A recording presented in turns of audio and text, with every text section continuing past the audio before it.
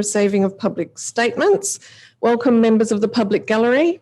It's very nice to see you here tonight. For those who haven't been to a council meeting before, this is a time for members of the public to ask questions or make statements. We just ask that you state your name, the suburb in which you reside and the item that you're speaking on this evening. And just to note that I have had a request for a deputation from Mr. Vern Gardam, and that will follow on a little bit later in the meeting. So whoever would like to come forward first, please do. Sorry, sir. You could, if you would like to be next, that would be fantastic. Thank you.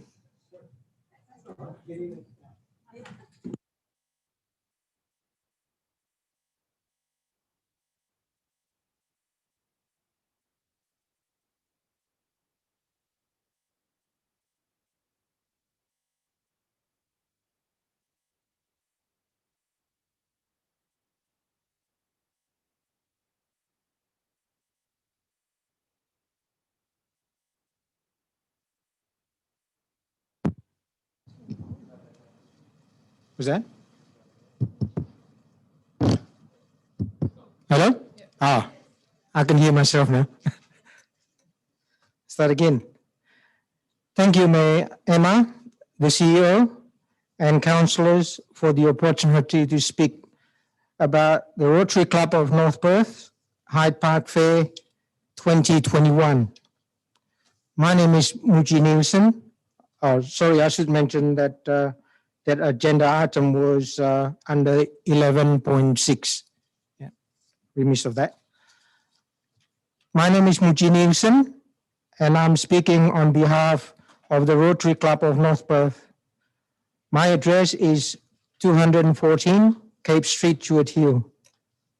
The Hyde Park Fair will be running for its 34th year on Sunday, the 28th of February, and Monday, the 1st of March in 2021. The club is ever grateful to the City of Vincent's ongoing support of this event that raises vital funds for the Perth community. This event has provided financial support for a range of projects over its 30 years.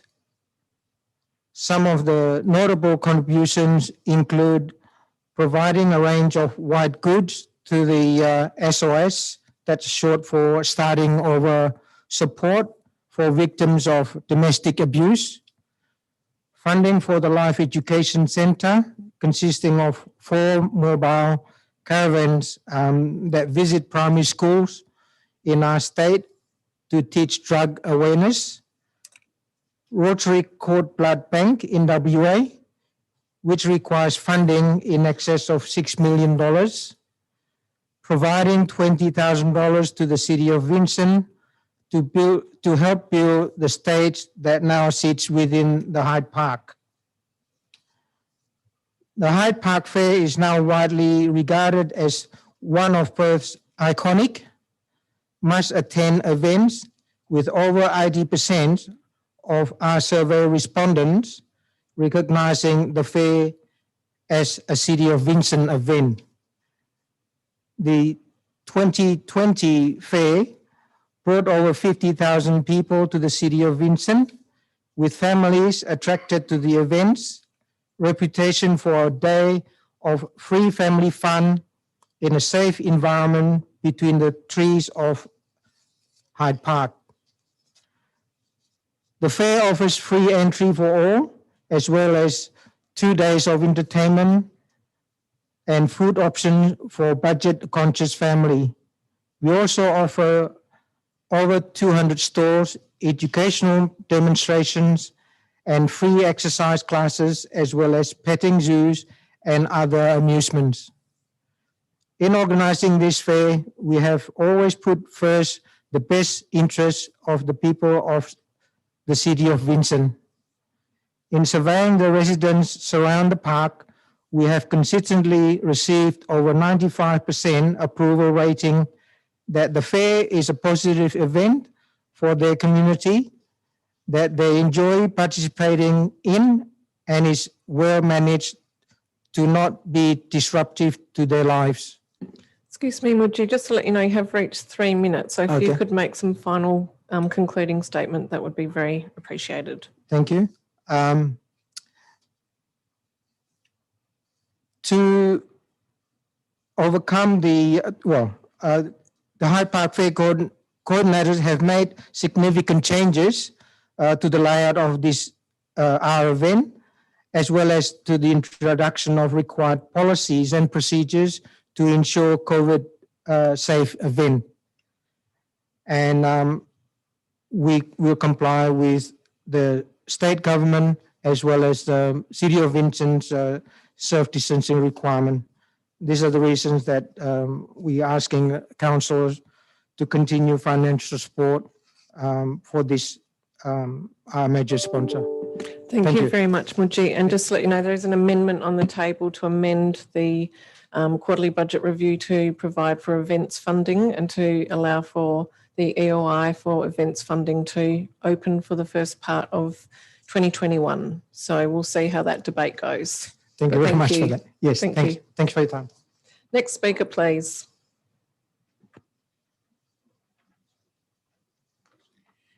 Good evening, Mayor and councillors. My name is Peter Arnoldi. I live at 23 Eden Street and my house frontage is 11 metres across the road from the rear of Fibre Active. I'm once again here to object to item 9.2. Fibre Active of 305 Fitzgerald Street proposed changes to hours and increase in patrons. Mr. Voon also has another successful gym in Embleton in a light industrial area where CrossFit training is acceptable.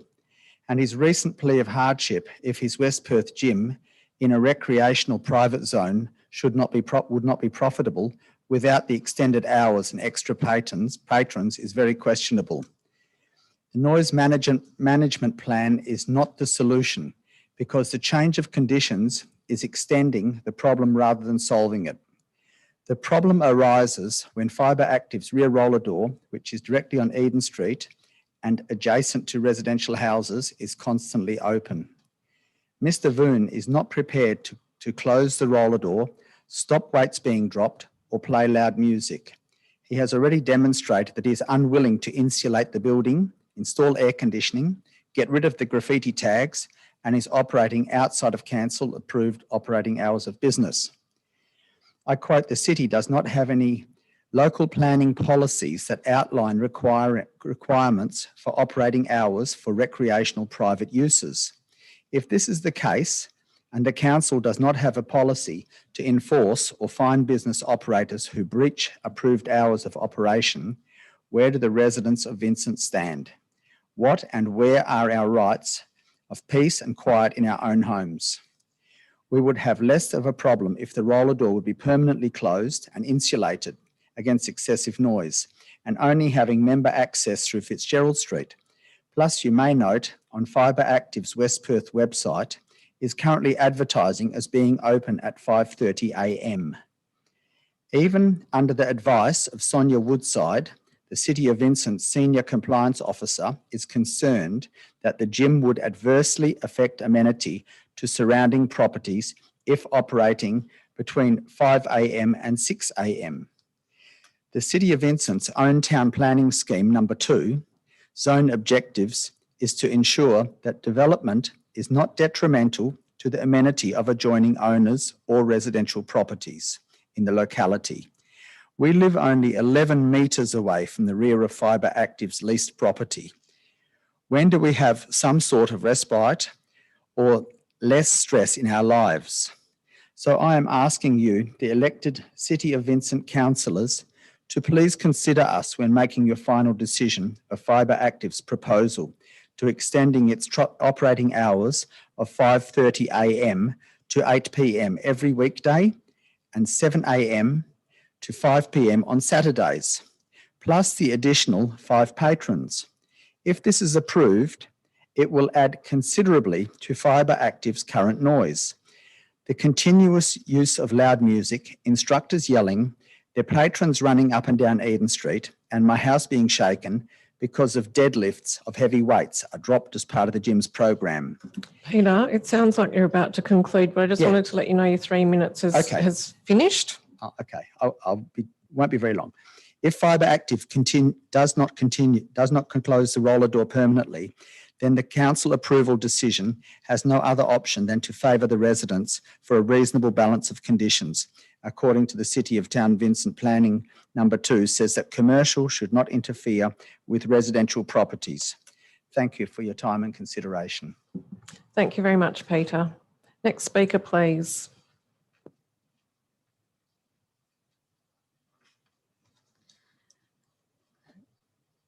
Good evening, Mayor Cole and councillors. My name is Monique Arnoldi and I'm also here today to object to item number 9.2 as the representative of our rental properties on Eden Street, our only source of income.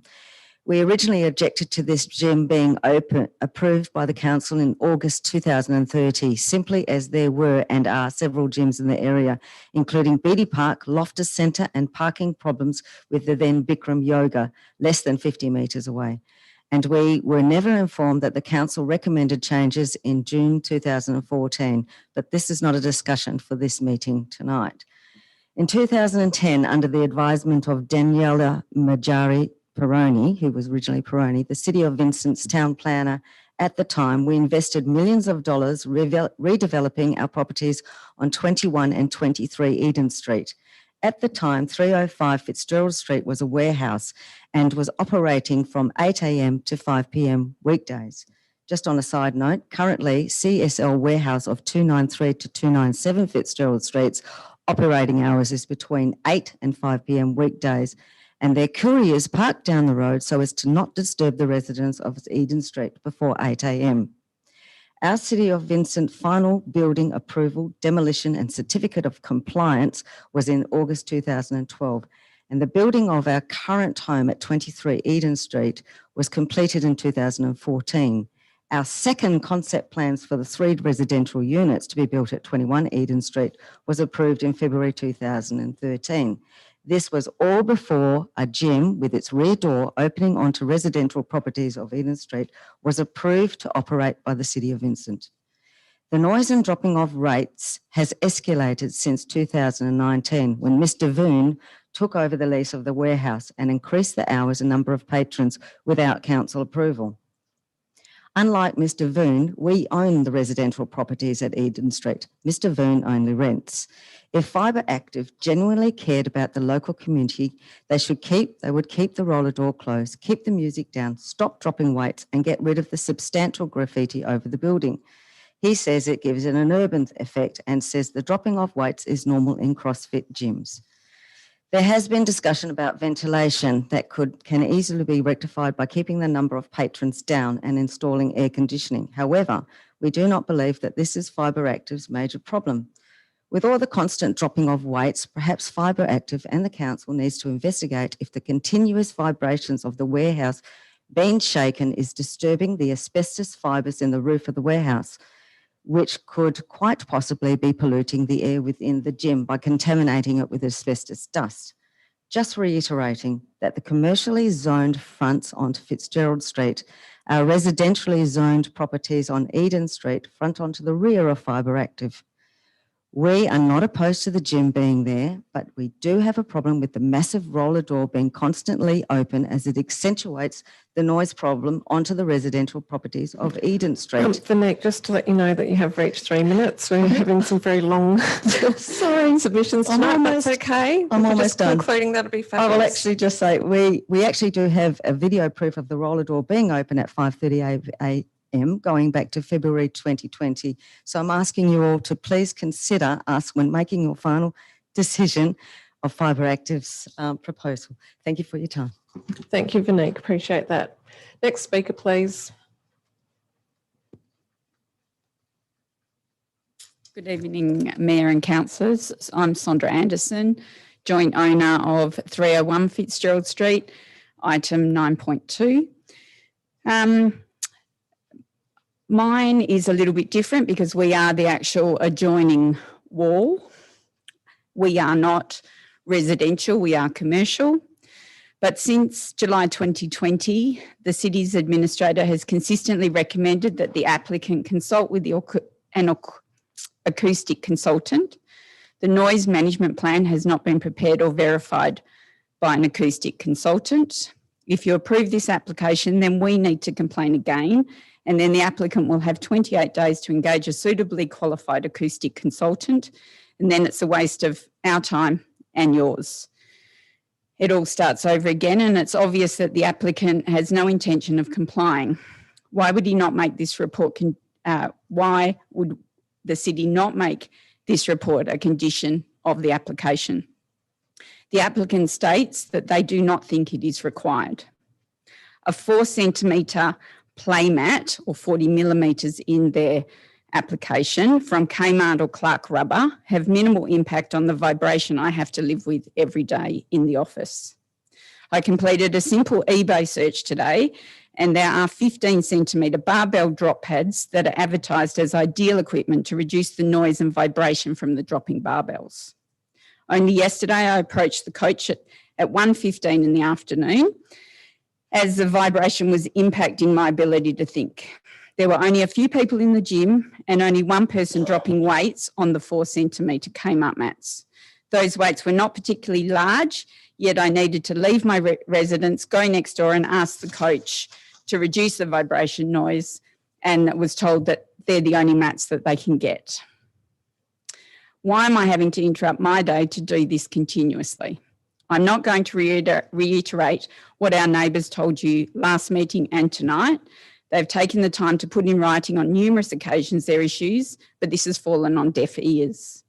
I will ask that you consider declining this application until the acoustic report is completed, as a gym with 15 people dropping hundreds of kilos of weights from above their heads onto play mats from Kmart is unacceptable. I would also refer you to the legal advice provided to your administrator that confirmed it would be reasonable to require a technical review by an acoustic consultant due to the complaints about noise and vibration. Why should this report be requested after the application is approved? Thank you. Thank you very much, Sandra. Next speaker, please.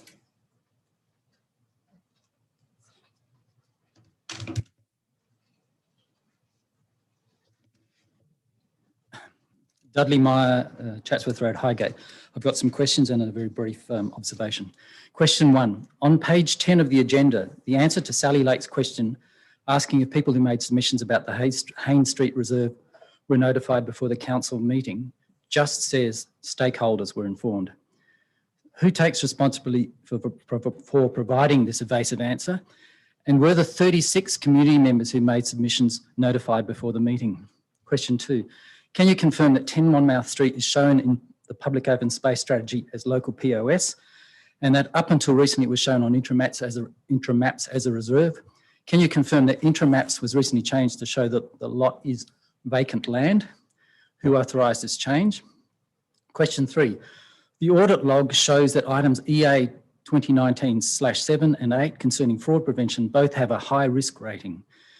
Audit committee meetings show that the CEO and Executive Manager Corporate Strategy and Governance attended every committee meeting this year. The log also shows that there's been no progress to date for both items. So does the CEO consider this lack of response to be acceptable, and who is responsible for the lack of progress in this high risk area? Question 4, can you confirm that some of the changes to the recently advertised purchasing policy were not shown as track changes in the version that was presented to council and subsequently advertised for public comment, specifically section 6.6? Can you confirm that report to council also did not identify or discuss these changes? If not, why not? Question 5, can you confirm that the unidentified changes to the last paragraph of section 6.6 were contrary to the regulations and gave the CEO unlimited power to award contracts without going to tender? Who made and who approved this change to the section prior to it coming to council? I know it's been removed. Question 6, the changes to the purchasing policy approved by council on the 6th of March 2018 were presented to the audit committee on the 18th of July 2017. Were the recently advertised changes to the policy provided to the audit committee for comment prior to advertising? If not, why not? Question 7, can you confirm that the community engagement project, which was commenced at the beginning of 2019 and that the only progress in the first 21 months was to review information and work out what to do? Does the CEO consider this acceptable? And does the CEO see how the community could see this as reflecting the administration's lack of commitment to improve community engagement? Question 8, has the Fair Work Commission case brought by Mr. Lincoln Stewart in 2016 been resolved? If so, when was it resolved? Did the city make any payments to Mr. Stewart as a result of this case? Question 9, last question. On page 2 of the Sustainable Environment Metrics, it says that the average grid-supplied household electricity consumption has dropped in part because of the built form policy. Exactly which policy provisions are responsible for the reduction? And doesn't the reduction simply reflect the 70% increases in solar capacity, which is a direct result of significantly reduced installation costs? The very short observation is, for our household, the introduction of e-permits has been a breeze, and Chris Dixon should be congratulated on his or her proactive customer focus. Thank you. Excuse me, Dudley, just in relation to your question on Lincoln Stewart, is that referring to the information bulletin? I didn't see anything in the information. No. Oh no, I just wondered if it was relating to an item that I then need to bring forward. Oh, no, it's nothing in the Okay, information thank bulletin. you. Next speaker, please. And no further, oh yes, hello John, come forward.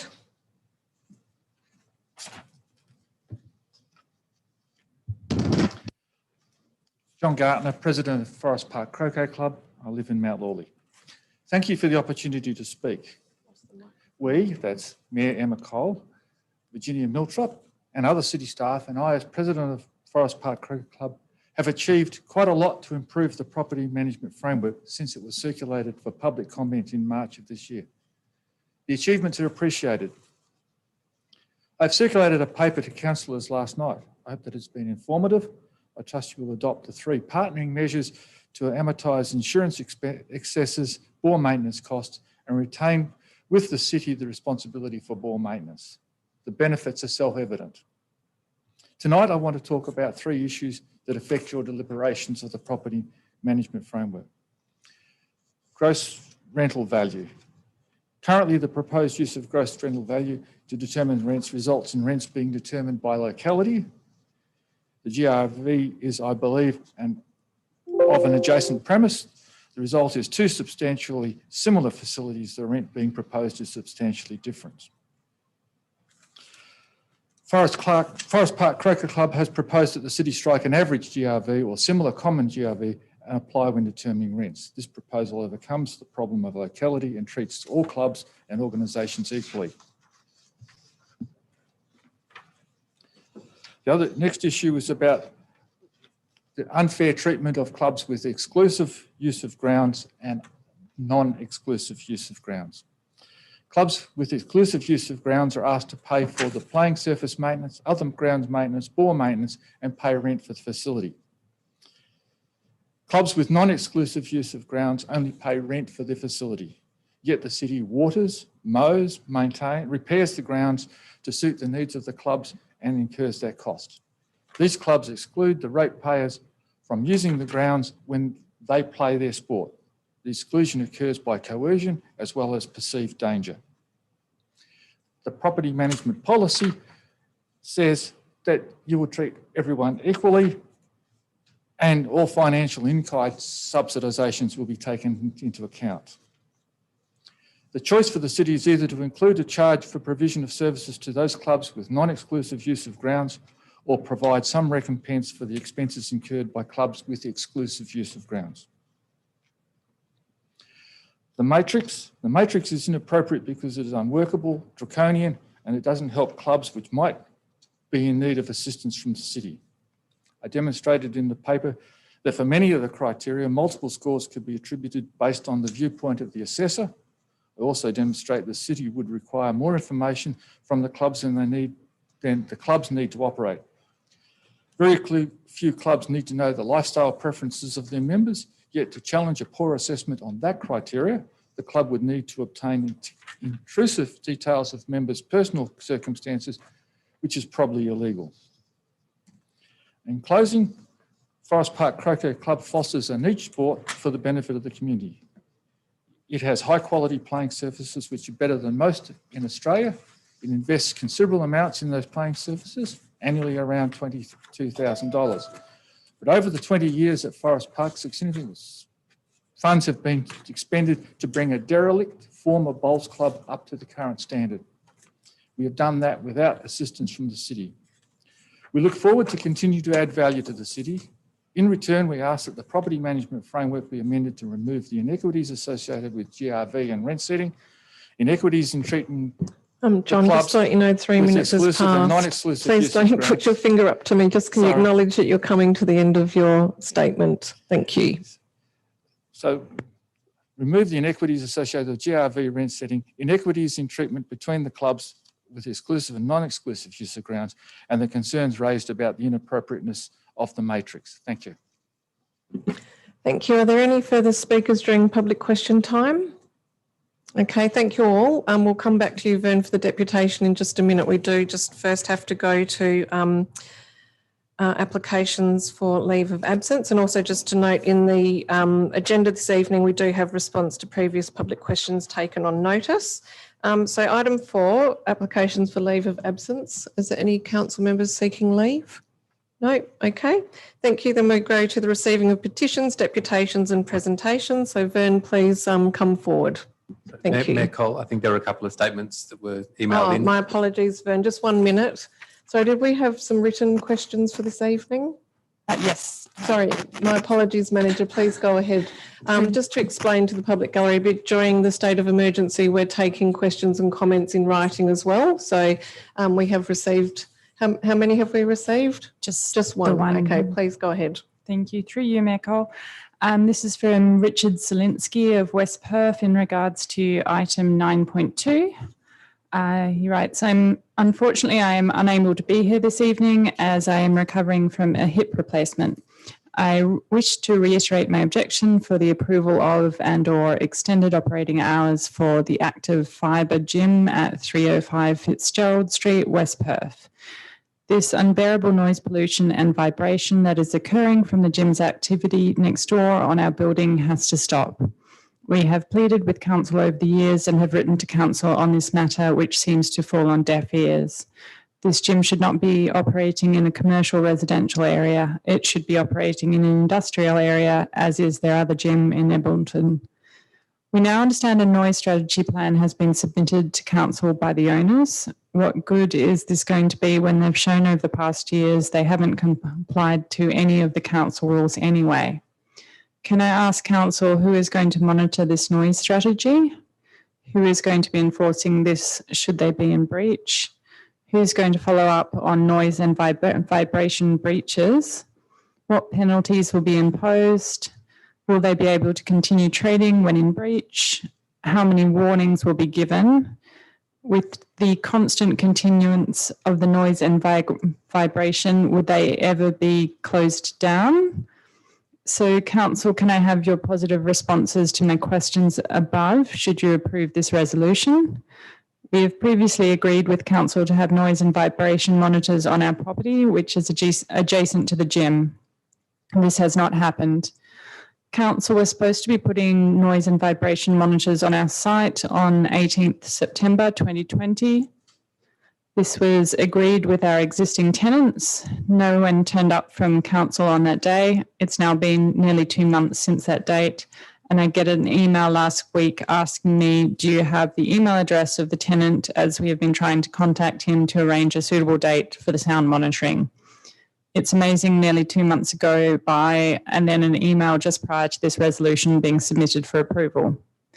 As ratepayers, we're being unjustifiably ignored with a problem that no one seems to want to deal with. Please remember that they are dropping weights 60 to 80 kilograms from above their head onto floor with very little padding. This is not a matter of whether our premises in which we own and do work from is commercial or residential. It's a matter of an acceptable and bearable noise and vibration level. The council has taken one noise monitor reading which shows the decibels to be above residential noise standards. I believe this in itself indicates the fact that there is a real problem. Being commercial or residential, we expect to have quietness and calm in our immediate environment. If at any stage we wish to move to a residential property, which we are entitled to do, why should this be a problem if the gym is still operating? Please do not go forward with this approval, as we have endured too much for too long as it is. Thank you. Thank you, Acting Manager. Sorry.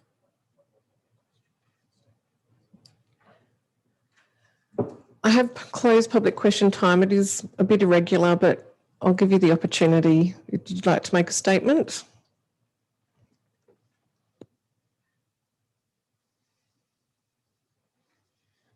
Good evening. Thank you, Mayor Cole. Evening to everybody, council members. My name is Bjorn, and owner of Fibre Active.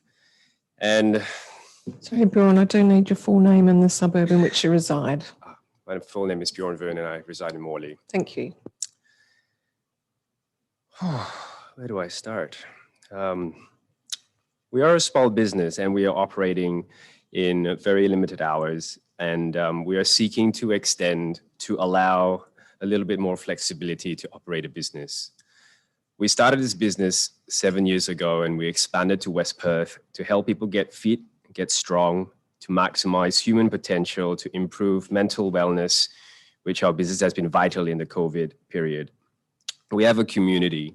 It is a small one, but it is our little community. The issue here is noise and vibration, and I get that.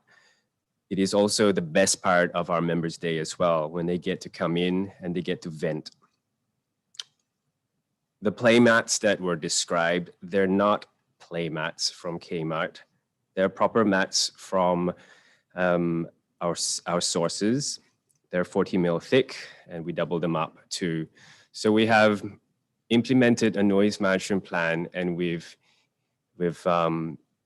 added a lot of rules and regulations to how we operate our gym. And our members, although at the start were very against it, are now all, cooperating and making sure that, everybody's doing the right thing. Because we know that we're a gym, but we also know that, we're in a community. We want to be part of a community, and we also want to be in one as well. So we're not unreasonable. But as owners, we feel stressed. We feel stressed that this entire noise and vibration problem is becoming a problem for our neighbors as well. And it's affecting our coaches, it's affecting me, and it's affecting our members as well. The vibe of our gym is changing, and as much as I like to help it, we want to try and cooperate with everybody else to make sure that, we can continue to operate, and also, make sure that our neighbors are comfortable and happy as well. Sometimes we're going to slip. Sometimes we're going to make a mistake. Sometimes people fail. Sometimes people miss a rep, and sometimes the weights get dropped. Sometimes it cannot be helped. But we have made sure that all the mats have been laid down, and the coaches are on the ball with it. In the last couple of months, we have implemented our noise management plans, and we have liaised with council, and we've made sure that it is, and we've also made sure that it has been done properly. We've also moved a lot of kilos through the last 2 months as well. And if you would ask the neighbors around us, we have been pretty good. So we have the support of our members, councillors, and Bjorn, you have reached 3 minutes, if you wouldn't mind concluding.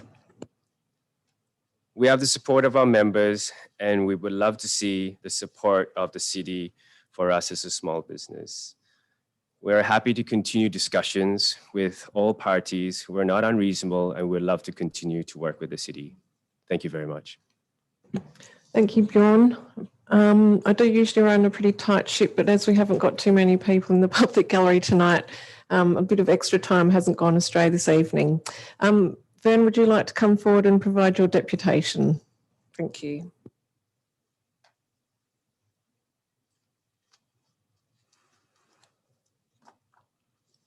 Vern, would you mind me just inquiring how long you may be speaking for? Circumstances mean that my presentation is going to be substantially altered. I've had the advantage of a sneak preview of the purple flimsy, so a lot of what I was going to cover is now superfluous. Right. There still are some issues. However, the amended Can you give Believe me, me- maybe you could give me a ballpark? Probably less than 10. Okay, all right. Well, we'll time you for 10. We do allow up to 15, but if you can stick to 10, that would be gratefully appreciated. Thank you very much.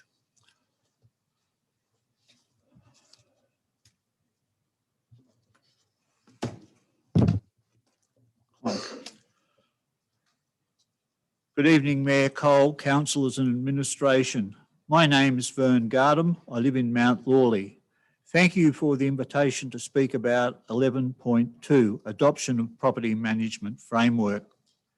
Before making my remarks, I'll note that I am aware that since the briefing session, staff have been working to answer councillors' questions and have been communicating with interested parties and tenants' representatives. You'll understand that I will be a number of steps behind where the consideration of this matter has moved to. Having said that, I have, as I mentioned earlier, been given a sneak preview of the Purple Flimsy. But nevertheless, I'd like to go back to the briefing paper, believe it or not, of the 10th of March. And that advised there was some disparity across the community agreements. For example, Leederville Tennis Club pays $1 per annum peppercorn rent, whereas other tennis clubs are averaging around $1,150 per annum. The reality was there was a lease spread from $1 to almost $7 between the lowest and highest lease fees. I recall speaking enthusiastic on this aspect. It may even have been a rant. There is no video available for me to check. That said, there can be no reason for the sanitisation of the situation because council is entitled to a full and frank account of the situation that administration is seeking to remedy. It is not a circumstance where blame can be attached or laid on administration compared with failing or misleading information that minimises the seriousness of the issue. $1,000 may be seen as a reason to act. A near $7,000 spread is a compelling reason to act. The use of the $1,000 spread does not put the case forward accurately, nor on its merits, and worse still, it does not assist to sell the case that's attempted to be remedied. A table of tables listing the leases paid by the 13 community organisations and the 17 sport and recreation clubs for the year 2010 to 2017 exclusive could have been included in that paper. It would have been the best way of bringing home an understanding of the lease fee disparities. The next part was going to deal with Mayor Cole's assessment in less than a quarter of an hour that Vincent couldn't charge differing fees for essentially the same facilities within the city.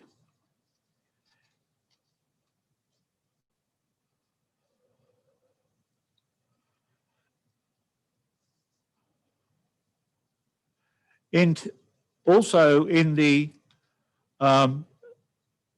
March 10 briefing paper, there was assertions by administration that it had problems with defaulting lessors who were not prepared to meet their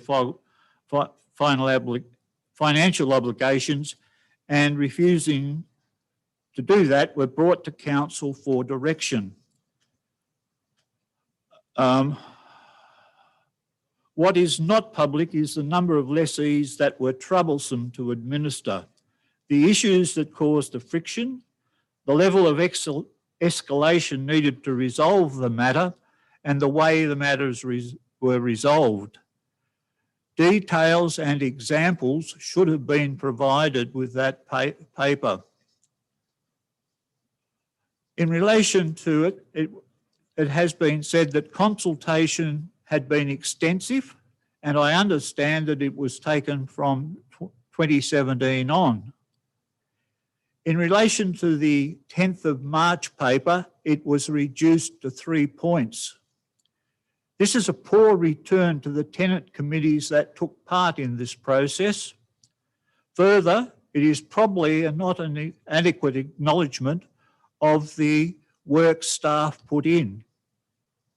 There has been consultation since the CEO's paper of the 17th of March, but little detail made public.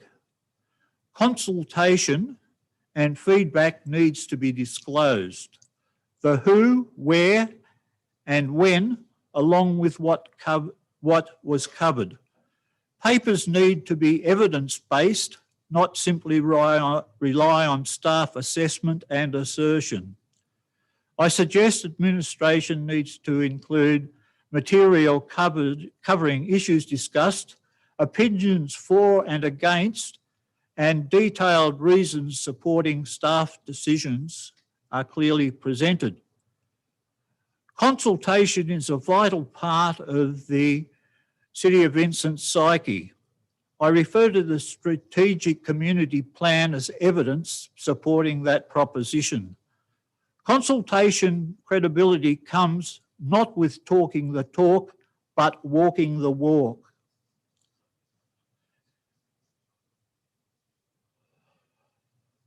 At page 47 of the briefing paper of 10th March, it states that until recently, leases were silent with respect to fair wear and tear. The reason for this is historically, fair wear and tear has been regarded as a cost to the landlord. It was part and parcel of the deal. That's what the reason why it's called fair wear and tear. And no provision was made for maintenance responsibilities. The older leases were silent about wear and tear because I mentioned they're traditionally regarded as a landlord cost of doing business. I have not seen a Vincent lease that makes no provision for repair and maintenance responsibilities. However, I will say that there has been a change in the way that Vincent has dealt with bores and tenant responsibilities. And it's gone from one end of the extreme to the middle. Perhaps I better put that.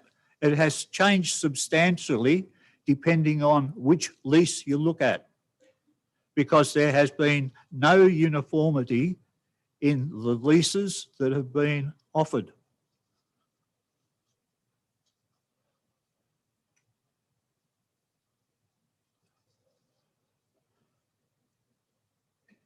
For example, back in 2010, at one lease I saw, Vincent was responsible for the capital bore costs provided the leasee paid maintenance and servicing fees via a contractor that the city directed them to and paid the fees. So there's been a myriad of different ways of dealing with it. And I'll put the proposition that it's best if the city holds the lot in terms of maintenance of bores, and by doing that, they achieve hopefully a rate that is more than competitive, and that this use provides a form of insurance for all of the clubs that have bores, and they are responsible for sharing those costs.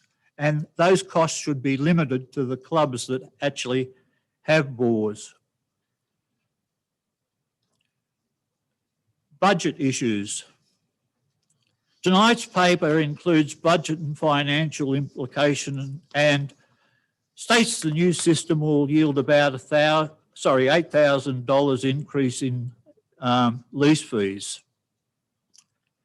In the Vincent budget scheme of things, ordinarily I'd been able to say that in terms of Vincent's total budget, this was inconsequential.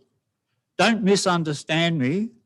I'm aware of and adhere to the maximum of looking after the pennies. The reality is that Vincent's budget in the last 5 years has been robust enough for nearly $5 million to be transferred into an intergenerational asset reserve.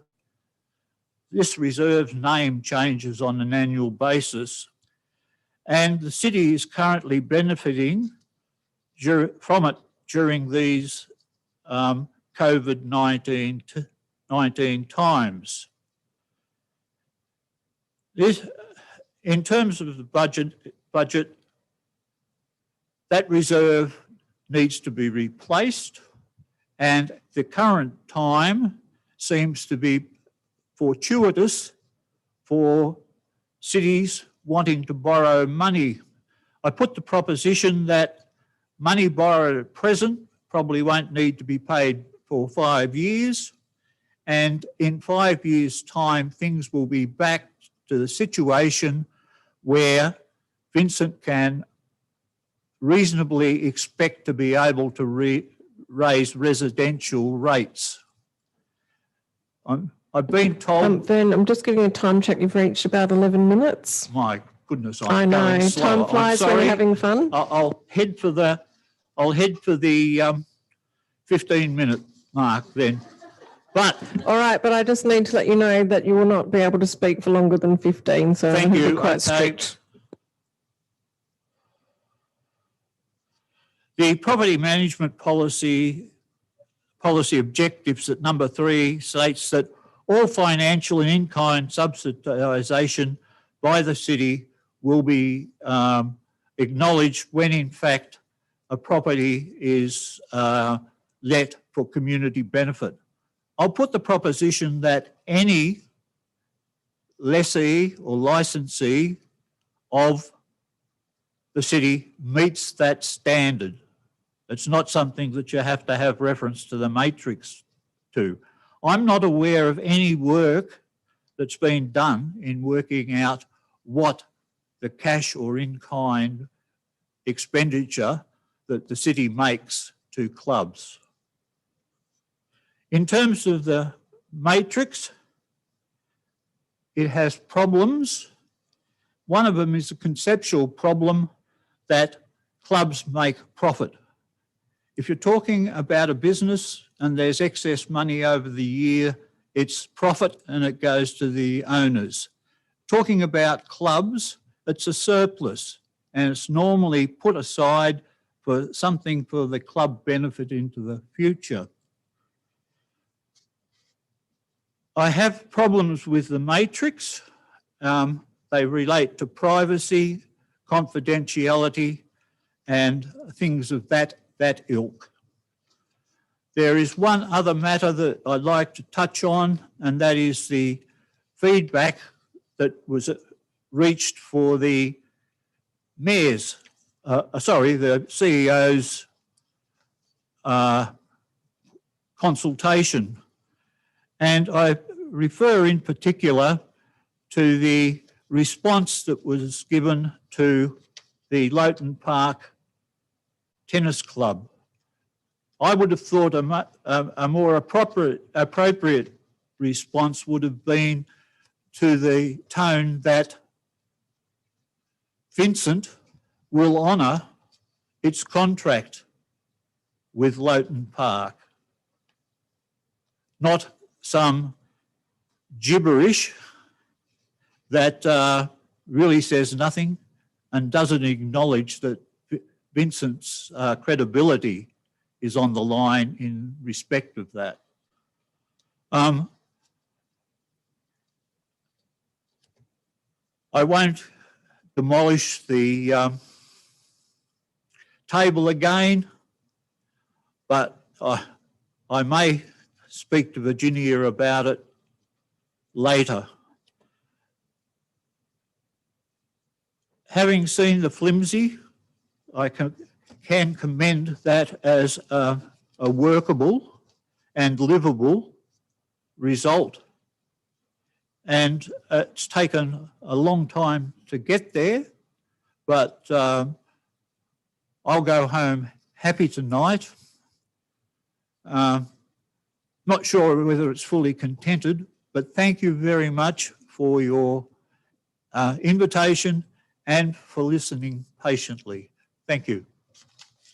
Thank you, Vern. I do appreciate all of the consideration that you have given to this framework over months, if not years. It has been a process, so I Yes, appreciate it. Thank you. I'm very aware of that. Yeah. Thank you. Thank you. All right. Next on the agenda, we're going to confirmation of minutes. Councillors, this is for the ordinary meeting of the 20th of October 2020. Could I please have a mover and seconder to adopt the minutes? Moved by Councillor Castle, seconded by Councillor Smith. All those in favour? I declare the minutes adopted. Have we lost Councillor Loden? Just temporarily, okay. So announcements by the presiding member. I did just briefly want to mention that we have just had the most wonderful NAIDOC week in the City of Vincent. I think it's definitely our best yet. And one of the reasons I think it worked so beautifully is because of the partnerships and the way in which we worked with organisations that joined us in this week of celebrations. We had a really lovely combination of art and film and workshops and sport. We had all of the AFL legends come along to the AFL Carnival on Sunday.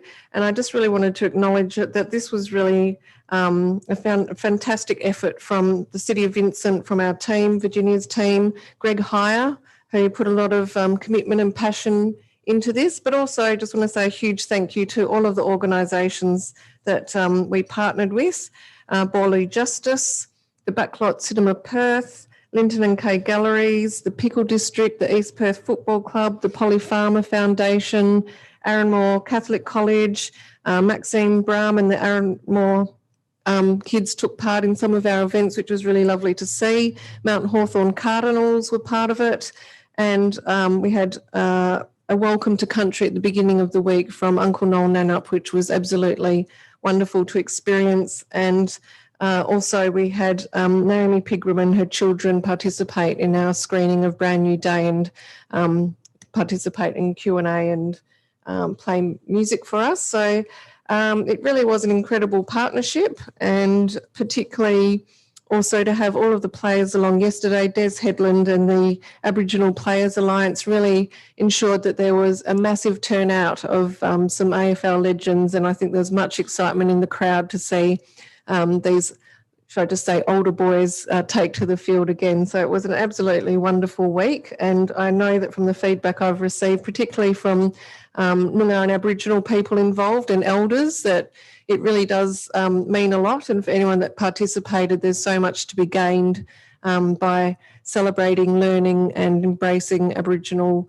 culture, spirit, knowledge. It's I think the more that we do this in local government, the better our future for reconciliation.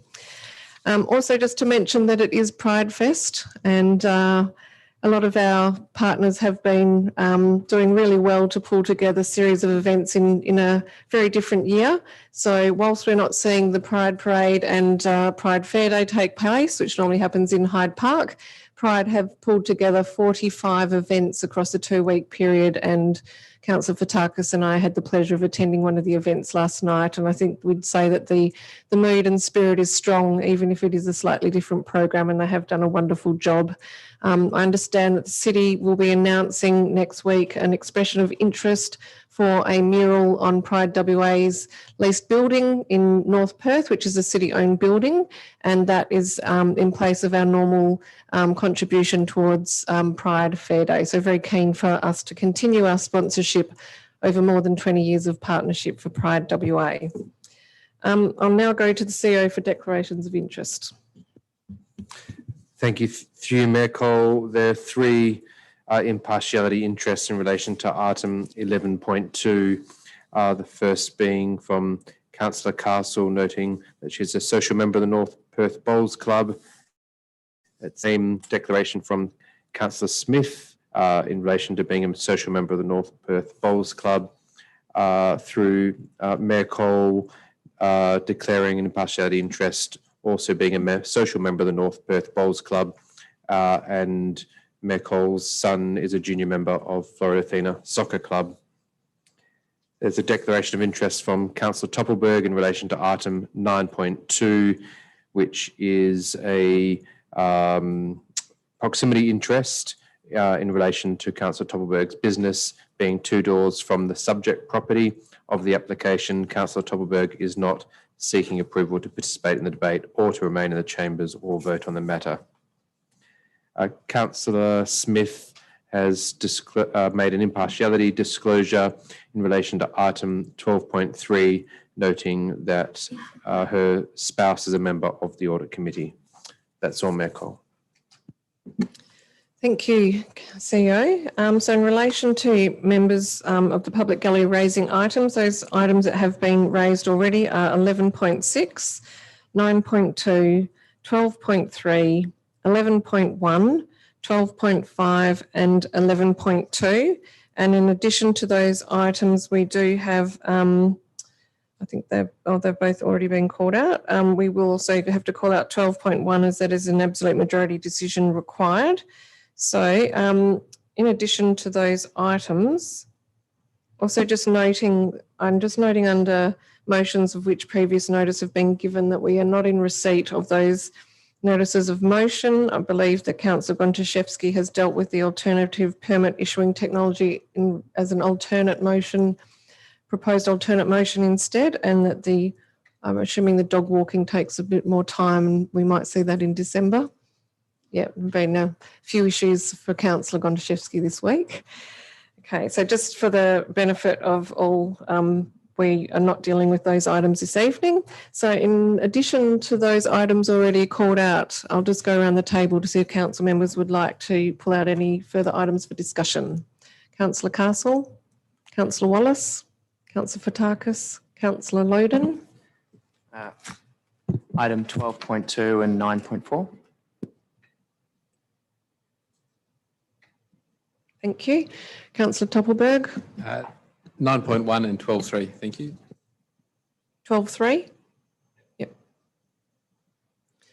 Councillor Smith. Councillor Gontaszewski.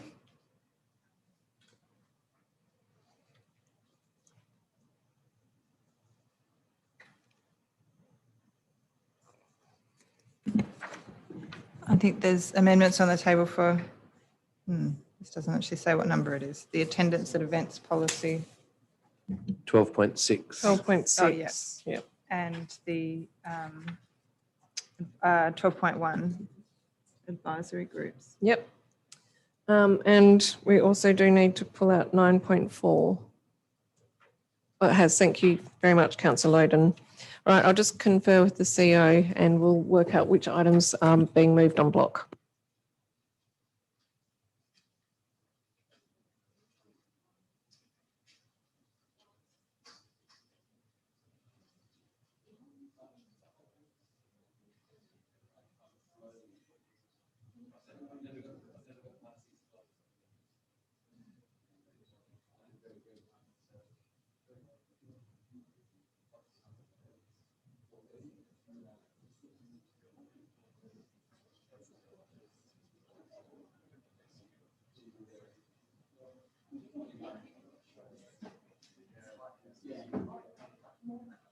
Thank you, councillors. Through you, Mayor Cole, the items which would be proposed to be moved on block include items 9.3, item 9.5, items 11.3, 11.4 and 11.5, item 12.4 and item 12.7. Thank you, CEO. Can I please have a mover and seconder for the on-block items? Move Councillor Castle, seconded Councillor Wallace. All those in favour? I declare the on-block items carried. So the way that we work through the business of this evening is that we first go to items raised by members of the public gallery in the order in which they were raised. So the first item raised this evening was item 11.6, which is first quarterly budget review, absolute majority decision required. Could I please have a mover and seconder for this item? Moved by Councillor Gontaszewski with her left hand, seconded by Councillor Wallace. Thank you, Mayor Cole. We're doing quarterly budget reviews this year because of the impact of COVID and the city's decision to prepare our budget with a prudent and somewhat pessimistic outlook, but also recognising that should things change in a positive direction, that we would have the opportunity to review our budget position quarterly and then again at mid-year. So sort of really two reviews in between budgets. I had some email correspondence with the Executive Director today in relation to the order in which we'd been provided with the information on this budget review, and it's certainly my preference in future that the Council is presented with our approved budget and then any proposed changes to our operations, and then new projects and any distribution of surplus. We did seem to come to this a little, completely in the other direction, but I think we've got there in the end. I note there is an amendment on the table that's been requested by Mayor Cole in relation to events, and I'll let others speak. I also will foreshadow an amendment in relation to the proposed self-supporting loan mechanism for the solar voltaic installation of Perth Soccer Club, but I will let others speak in the meantime. Councillor Wallace. Councillors. Councillor Toppelberg. Thank you. Just perhaps if we can get some comments from the Director of Community and Business in relation to the query that was brought forward in relation to the proposed Hyde Park Fair. We can just get some comments as to where we're at in terms of administration's liaison with the Rotary Club of North Perth. Through you, Mayor Cole, I've got a meeting with the Hyde Park Fair organisers within the next week to clarify what their requirements are and what they're specifically requesting from the city with regards to support. We know that a lot of the events at the moment are changing in terms of how they run and what their requirements are. So we're not assuming that it's going to be similar to previous years. So I suppose that's probably the best I can answer at the moment. Councillors. Councillor Gontaszewski. I'm happy to move the amendment on the grey. Is there a seconder for the amendment? Councillor Fotakis. This amendment is to add an additional G. I'm just wondering if the wording is actually correct, that whether the G should actually start with approved subject to the reduction in the transfer to special purpose reserve asset sustainability by $50,000 and the allocation of $50,000 to operating expenditure for festivals and events January to June 2021. I think this was always on Council's mind when we set our original budget, that we recognised that it wouldn't be appropriate to be planning for large-scale events or community events beyond, sort of some minimal civic events in the coming year, given the situation we're in when we set the budget. But fortunately, we've been quite lucky, and other local governments have indeed been putting out their calls for their events that virtually in line with what they would traditionally be doing. And I think that it's not inappropriate that we set aside some small funds to take us through, not small, but, I think it's a prudent allocation to take us through to June 2021 to ensure that, hopefully we can remain COVID-free and that we can all celebrate and enjoy that status as a community. Councillor Fotakis. Yeah, echo that. I think there's over the years we've created some very strong relationships and networks and partnerships within the City of Vincent, and we want to keep the momentum of those enduring relationships continuing. Not to preempt really where the specific amount of those that funding would be approved to go to, but I think it is important for us to look at making sure that we do have funds set aside. A tough process that we were mindful of keeping funds aside to ensure that those programs continue. So I'm fully supportive of the amendment. Thank you, councillors. Look, I'll speak to it. I just would recommend to council that we take the full $50,000 from the reserve allocation. I think it's important to retain that $26,000 buffer when going out to EOI for festivals and events. I don't know that we are aware of what we might receive back, that we do have events that rely on this funding for their continuation, such as Hyde Park Fair and St Patrick's Day. St Patrick's Day took a pretty heavy hit last year. Sorry, it was only this year, but it seems like an eternity this year, when we actually had to call the event off on the actual eve, and they had already started their setup and expended a lot of money before we actually got to that point. So, and as we're seeing with all of our partners that we consistently support each year, that they're either taking a different approach like Pride, where they're still holding Pride Fest, but in a different way with smaller events. And then some of our other partners like RevFest and NAIDOC, where they are delayed and have still continued this year.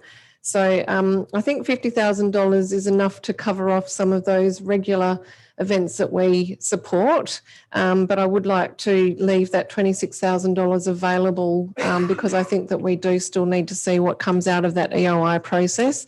It's also a really important part of our economic recovery and rebound, and it's a fantastic opportunity to buoy the spirits of our community after a pretty tough year. So would ask for your support for the amendment. Any further comments? Okay, I'll put the amendment. All those in favour? I declare that carried. Thank you. We're back to the substantive. Councillor Toppelberg. Thank you. Just a quick comment. It doesn't require an amendment, but the $30,000 that's allocated for the Reconciliation Action Plan anthropological study, just to note, there's been some discussions. I'll talk more to it when we get to item 12.5.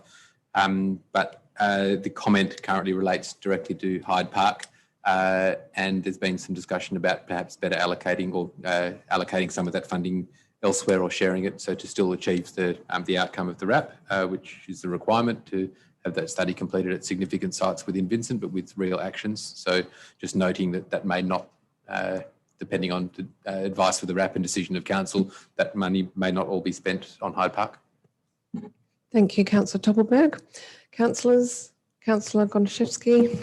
I'd like to put forward an amendment that would require council endorsement of the proposed self-supporting loan mechanism prior to the release of funds for solar voltaic installation and Perth Soccer Club. Would be grateful for appropriate wording or numbering as to what how that could be captured appropriately. Through you, Mayor Cole, I'm comfortable that we bring it back for council approval, a policy and I suppose methodology for approaching a self-supporting loan process.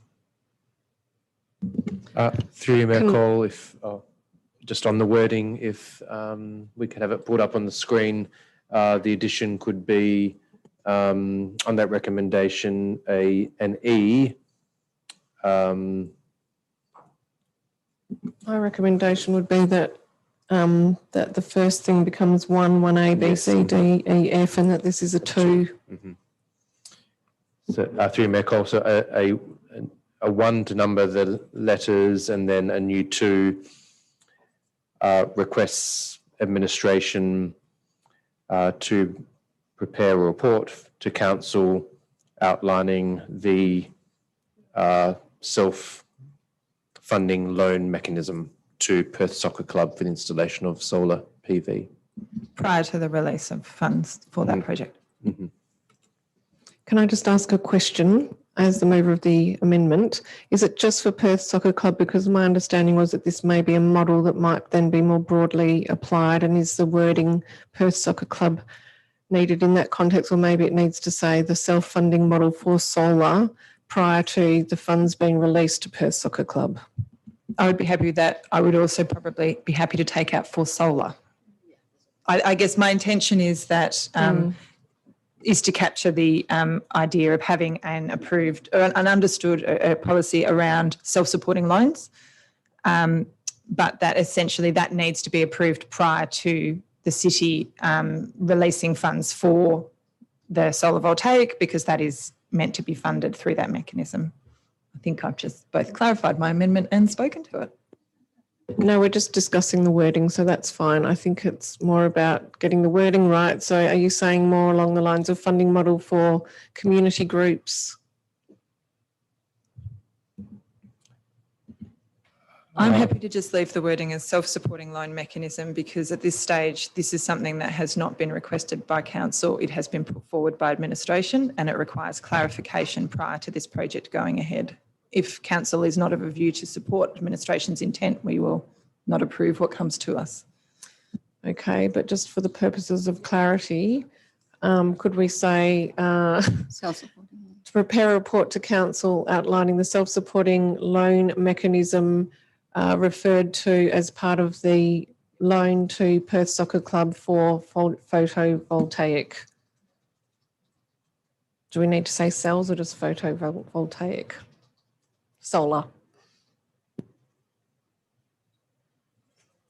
Yeah. And then just it needs to state around prior to the release of funds.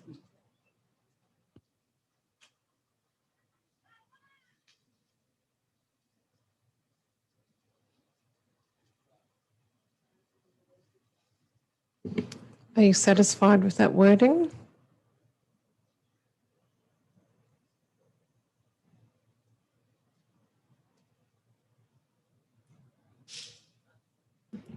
I guess release of the funds for the for that installation or for that project.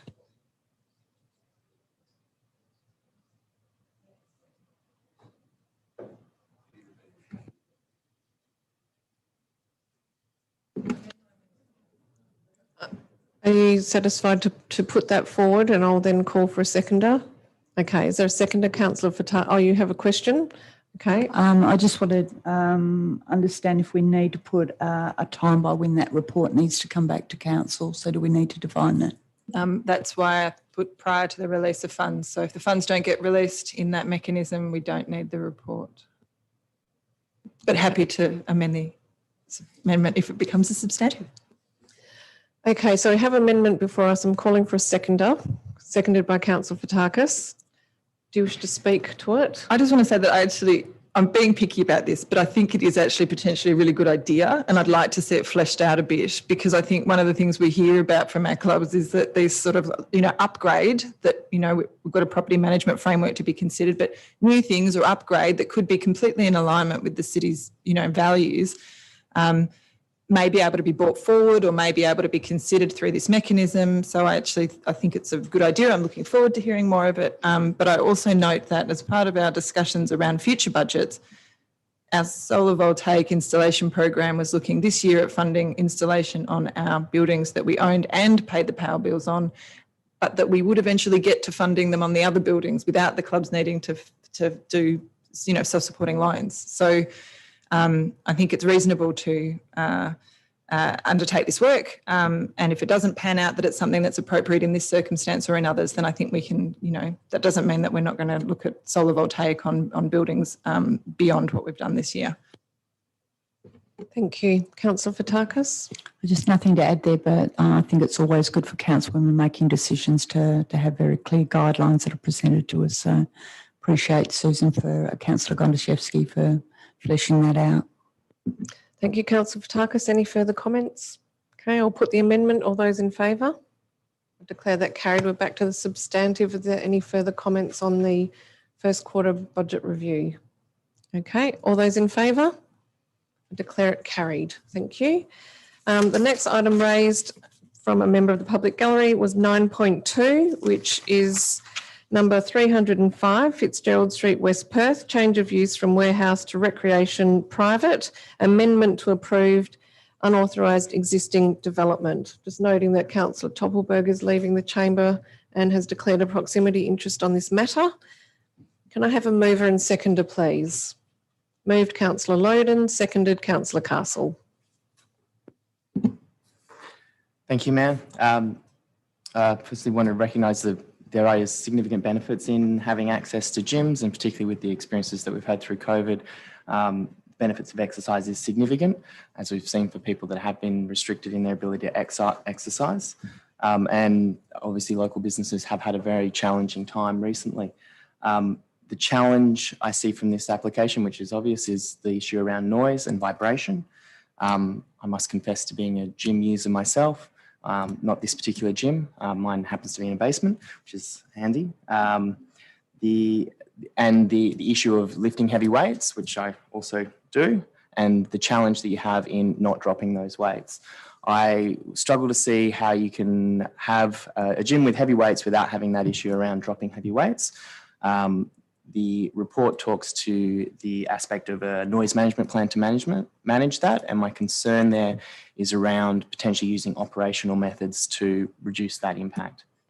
And that meaning that there be signs up that say, don't drop weights, try and keep noise to a minimum, so forth. I recognise that that would be a procedural mechanism to manage this, but I struggle to see how that will work in reality, because the fundamentals of lifting heavy weights is that if you're doing 10 reps, the last 2 reps is where 80% of the gain comes from. And so therefore you're encouraged to do that, to push yourself to the limit, and therefore it's very, very frequent that you actually will drop those weights because you have extended yourself too far. So as it stands, without a noise management document that we can see and read and understand to see how they're going to mitigate the noise, I don't feel comfortable supporting this. I don't think that the conditions in place are sufficient to address the noise issues that we will see from this facility. And I would be happy to see this come back again with that noise management plan drafted in place, so we can see how those issues are going to be mitigated. I did want to ask though first, there was a comment from the gallery that there was a noise management plan that was being implemented with the city, and I just wanted to clarify what the status of that was. Has there been some form of implementation of a noise management plan that the city has seen, or have I misinterpreted that? Through you, Mayor Cole, a document which was presented as a noise management plan was submitted to the city, where the gym was looking for us to be able to enable them to operate from 5:30 to 6 a.m. That document was not validated by an acoustic consultant. So that's the status of that. Thank you. So in that case, at this point, I can't support the officer recommendation, and I would support an alternative recommendation for refusal. Councillor Castle. Thank you, Mayor Cole. Look, similarly, I've struggled with this one. I think obviously have some sympathy for the business that is trying to survive through very difficult times and expand their operations in ways that would benefit that business. But what we can see from both the statements in the public gallery and the information provided in the report that there has been consistent complaints and issues for neighbours around the noise and vibration. And while I do think there would be some benefit in proceeding down a path that allowed us to enforce a noise management plan through validation with an acoustic consultant, what I also see here in this application is a substantial intensification of the use. There's looking for more patrons and a significant amount more hours, which I think will increase the impact on the surrounding neighbourhood. And I don't believe that the benefit that we might gain from having an approved noise management plan will outweigh that increasing impact. So I will not be supporting this officer recommendation. I would support the alternative that is on the bright blue if that is to come forward. Councillors. Councillor Wallace. Thanks, Mayor Cole. look, I share a lot of the same concerns as have already been raised by my fellow councillors. I think the history of noise at the site's reasonably poorly characterised or understood. There's a lot of anecdotes from residents and neighbours that seem to point to, loss of amenity of their property and non-conformance with the noise regulations. And I think the one piece of data that we do have on measured noise levels indicated that they were above the permissible levels during the more permissive 7 a.m. to 7 p.m. period, and significantly above the permissible levels outside of this, noting that the decibels is a logarithmic scale and a 10 decibel increase indicates a doubling of sound intensity. So 12 decibel over the limit is a significant non-conformance. I appreciate that the applicants put forward a noise management plan, and many aspects of that were valid, but I think it was inadequate in some key areas. In particular, it doesn't refer to any prescribed levels for noise or sound, and instead refers to sound bar icons. The current premises is an old warehouse and wasn't built for the purposes of containing noise. So it's really unclear whether the current noise mitigation measures are successful in containing noise and vibration to allowable levels. So I think as the premises already afforded extended operating hours based on the 7 a.m. to 7 p.m. period of elevated noise emissions allowed within the noise regs, and as it's unclear whether the premises is operating within applicable vibration standards, I don't think it's appropriate to approve an extension of operating hours and reduction in controls such as patron numbers, which act to limit the noise, without a study of current and proposed noise and vibration levels and an appropriate noise management plan. I don't think I can support the officer recommendation in this instance, and would support an alternative or a motion to defer to allow a noise and vibration study to be undertaken. Thanks very much, Councillor Wallace. Councillors? Councillor Gontaszewski. Would like, if possible, to confirm, it's my understanding that a deferral is not considered to be something that is preferred by the applicant. They'd like resolution on the matter this evening. Okay, thank you. I think the issue here is I actually think that this development has been unable to demonstrate that what is proposed will not be a intensification of the issues that adjacent residents and businesses have faced since I think it is virtually a month after operation as a private recreation use in this site.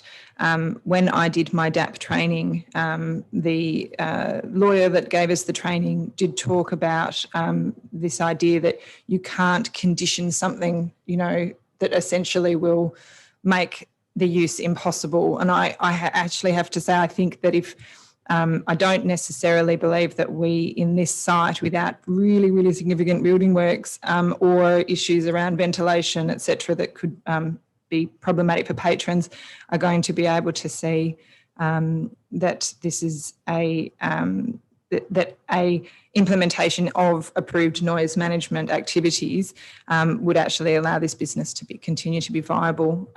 So I think, I just think that we need to deal with the application as it stands, and as a result, I'm not supportive of the officer recommendation in this instance. Thank you, councillors. Just sort of further to Councillor Gontaszewski's comments, I do have that same concern that some of the requirements that may come out of this acoustic report, particularly around things like the closure of the garage door, I think that we'd really need to see what comes back from that report to know whether the conditions would be achievable and what impact they would have on the business, and whether an expansion of hours could actually work.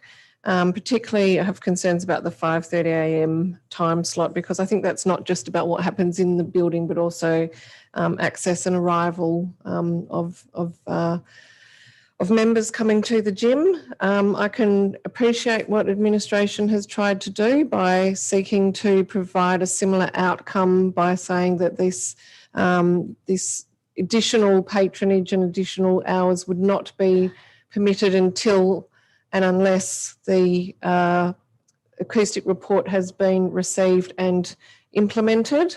But I think it does provide so many unknowns that my comfort is definitely in understanding what is required in advance and as part of the approval process. I think it is a bit of a lost opportunity that hasn't been brought forward as part of the development assessment process. And I understand that there was some attempt by putting forward something that hasn't been verified through an acoustic consultant. But I think that because of the fact that there are these issues being experienced, it really does come down to having that information as part of the application process. Personally, I would like to give the applicant an opportunity to seek to do that through deferral, but I'm taking note from the manager that that's not desired. I don't know whether you would see any benefit in council deferring. Through you, Mayor Cole, just to clarify my brief nod to yourself, Councillor Gontryszewski, through you, Mayor Cole. Throughout the course of the assessment, I confirmed last week that we've encouraged the operator to be forthcoming with the acoustic report because that would be insightful and it would better inform, I guess, the decision. They haven't been forthcoming. However, the benefit, I would say, of a deferral would be that it would allow the operator the opportunity to provide that to you, knowing council's position on this matter, because ultimately you're the decision maker. They haven't been afforded that knowledge previously. It's just been administration advocating for that position. That would be the benefit. And ultimately, if it would be still available to the applicant to take this as a deemed refusal based on the timeframe of the development application, they can appeal that to the SAT should they wish to pursue that. So that would be the benefit of putting forward a deferral. Thank you, Manager. May I just ask a question, Sure. Mayor Cole? Just in relation, I think we may have got into this a bit last month, but just in terms of would it be appropriate to have the deferral be called, should it be forthcoming, on a recommendation to approve or a recommendation to refuse if the applicant may go to SAT? Is it better to sort of be reflecting council's base position or base consideration? Can I prior just to answer deferral? this from a process question? We can't go through this without voting on this item before we get to a refusal motion. So if you're going to consider deferring a refusal motion, that motion is not live. We must deal with this. I'm pointing to an amendment, which I shouldn't be because I'm confusing you, but we are dealing with the officer recommendation to approve the development application. So we must either defer or we must vote on it. But if we were to vote and it was to be rejected and an alternate was to come forward that was then deferred? Correct me if I'm wrong, Manager, but if we voted this down, then the application would be refused. Through you, Mayor Cole, my understanding is that there would need to be an alternative, which would be a refusal, which has been drafted. I think we had this discussion. I think it's a moot point. I just think procedurally it doesn't really matter. But I would hesitate voting this down if there was a mood to defer, because I think it does complicate the matter and council's intention. I think the key would be, if there was a deferral move, to be clear about the reasons for deferral. But I'll leave it up to council to consider. So we're dealing with a substantive motion at the moment. Are there any further speakers or any motions to be brought forward? Councillor Wallace.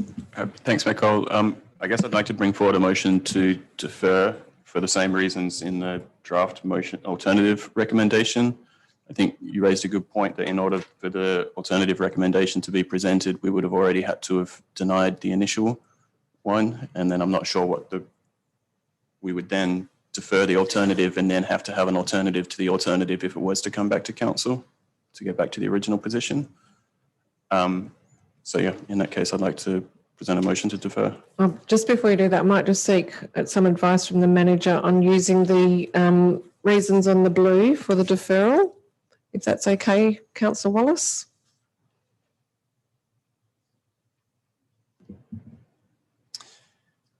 Through you, Mayor Cole, I think the wording would just need to be refined to reflect what you would be seeking.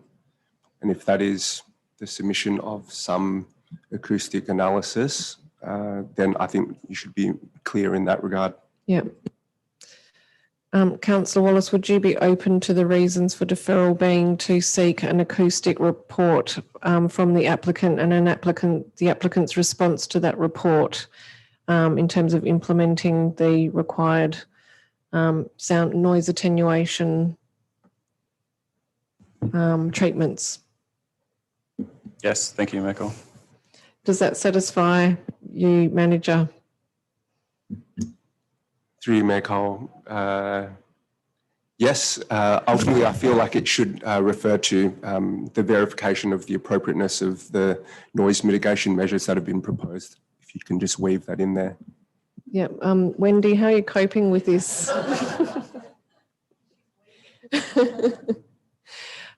So first, I think the first issue is that the council does require the provision of a acoustic report. Manager, do you wish to help here with the wording? With your technical expertise.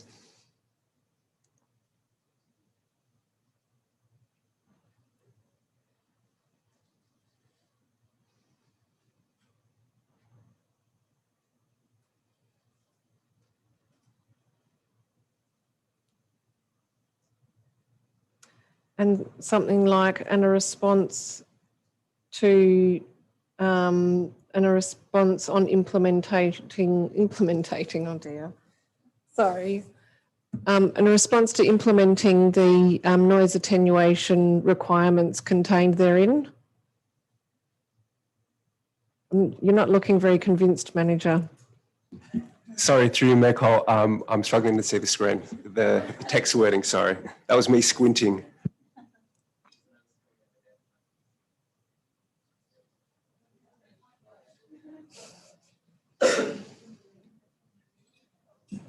So through you, Michael, can we specifically refer to vibration as well, not just acoustics? It's your deferral, so yes, you can.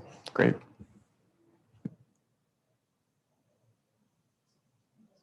So maybe a noise and vibration assessment.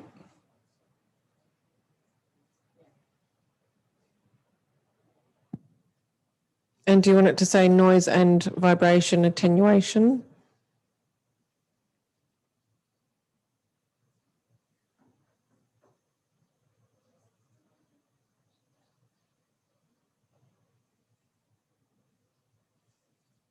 And then maybe after the comma and proposed measures in response. Yes. To the recommendations within. Yep. In response to the measures.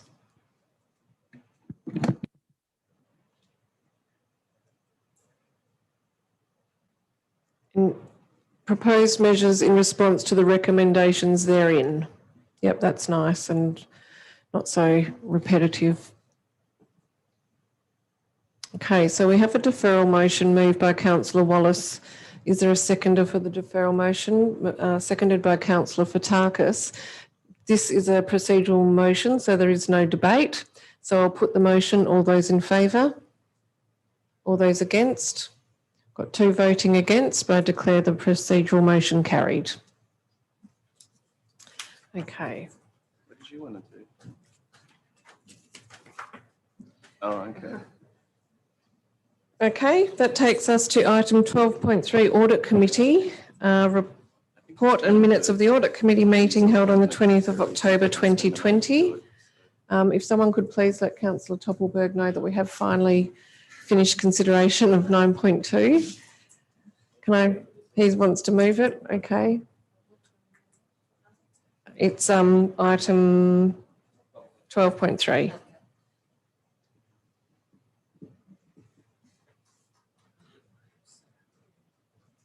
Councillor Toppelberg, we've gone to 12.3 Audit Committee report and minutes. We thought you might like to move this item, not to put you on the spot. Moved by Councillor Toppelberg, seconded by Councillor Loden. Councillor Toppelberg, do you wish to speak to this item? There were questions raised during public question time on this item. Yeah, we'll just perhaps ask the CEO if he wishes to make any comment now. I assume he'll respond to the questions taken on notice, but if not, if the CEO has any comments he wishes to make now. Through you, Mayor Cole, yes, there was a question about the preparation of a new fraud management plan for the city. That is a live project, and we do have a working draft which we're going to be bringing to the Audit Committee shortly. I'm not sure if it's the next meeting, the Audit Committee, because we have spent the last 2 months with the Office of Auditor General on a IT performance review and our financial audit, which has been by far and away the most extensive audit the city's had since the Office of Auditor General has taken over a responsibility for auditing local governments. But that project is in hand and will be presented shortly to the Audit Committee for consideration. I think there was another question about whether or not the purchasing policy, or question about the purchasing policy. That's another item, CEO. Okay. But we will come to that next. Yes, Thank you. Come back to you. Councillor Toppelberg. So just a couple of comments. So further to that, in relation to, I can provide an assurance that the Office of the Auditor General is certainly looking at these matters more thoroughly than we have seen previously. They've made direct contact with members of the Audit Committee and asked specific questions in relation to any instances of fraud, and that's something that area obviously is something that state government has a keen eye on, and that's obviously something that is extending into what we do in local government. But the recommendation from the Audit Committee, I think, if you have a look at what's there and recommended, affirms the committee's attitude to a robust analysis of the matters brought before it, and particularly looking at the audit log and some of those issues. We're not relying on people getting up in the public gallery to shoot questions from the hip. These are things that are being addressed as part of the Audit Committee process. Thank you. Councillor Loden, any comments? Any further comments? Councillor Fotakis. Thank you, Mayor, through you to the CEO. Just a question with regards to any additional costs that this process, I'm fully supportive of it, by the way, but just aware that these additional processes come with a cost. So do we have an idea of really the additional cost to the city? Through you, Mayor Cole, I think in general, most local governments have had their audit costs doubled from the previous outsourced arrangement to having the Office of Auditor General undertaking the audit, but the Executive Manager of Finance might just be able to confirm the exact financial cost for the OAG audit this year. It's approximately 80, Mayor Cole, it's approximately 80,000. So it has tripled, I would say.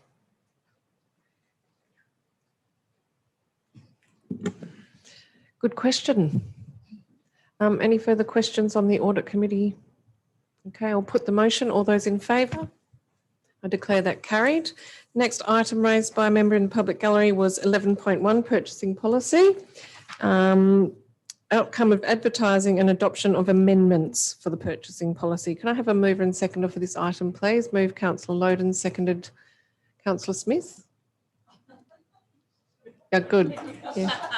You touch your glasses, you run the risk. Okay. Being an auction.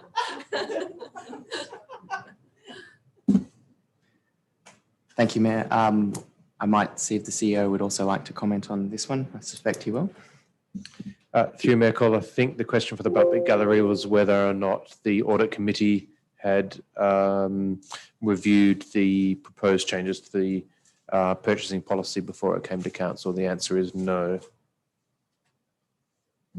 There was also a question about section 6.6, which was removed, and also about tracked changes, the document showing tracked changes during consultation. Through you, Mayor Cole, the track changes was on the document that was on the consultation website. And it only tracked all the changes that we did make on the document.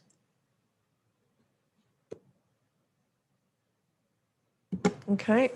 Councillor Toppelberg. So I think the question was that the element of clause 6.6, which is proposed to be deleted in what's being adopted, when this was brought to council in September, that was not shown in the changes as a proposed addition to the document. I think that was the question, is that it was effectively saying that as long as the CEO thought it was good, they could approve anything they liked at any value.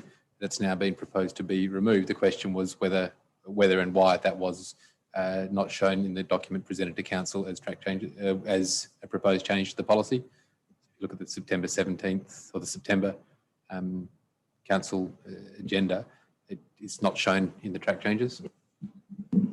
Through you, Mayor Cole, I'm just trying to catch up with what a 6.6 actually refers to. My understanding is we did have a paragraph in an earlier version of the policy, and I believe it's the version that came to briefing. Is that correct? Yeah. Yes, this track changes was made subsequent to briefing. That's why it was not included in the consultation if you're referring to 6.6.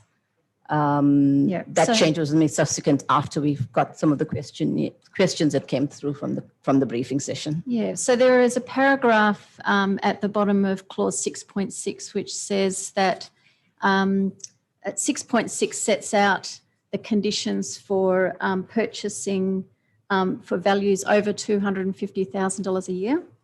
And it says that there is an exemption for going to a tender if particular conditions are met, such as using the Walga preferred suppliers, for example.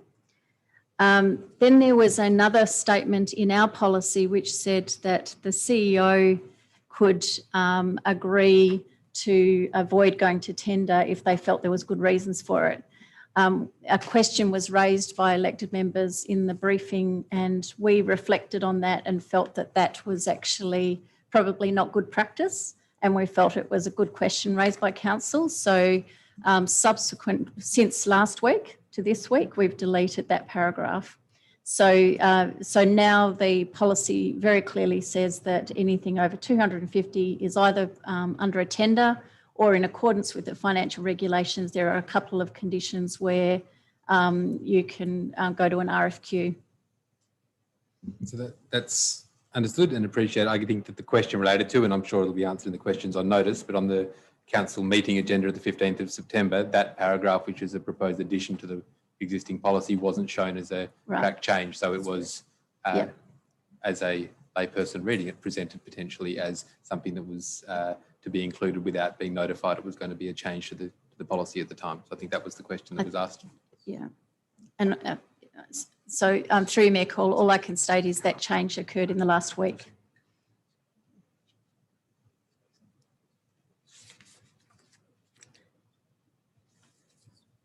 Sorry, Dan, I was just focused on 6.6. Go ahead. Thank you, Mayor. I'm supportive of the purchasing policy. For those that don't know, prior to now, we used to assess things as a financial assessment and then a qualitative assessment separately.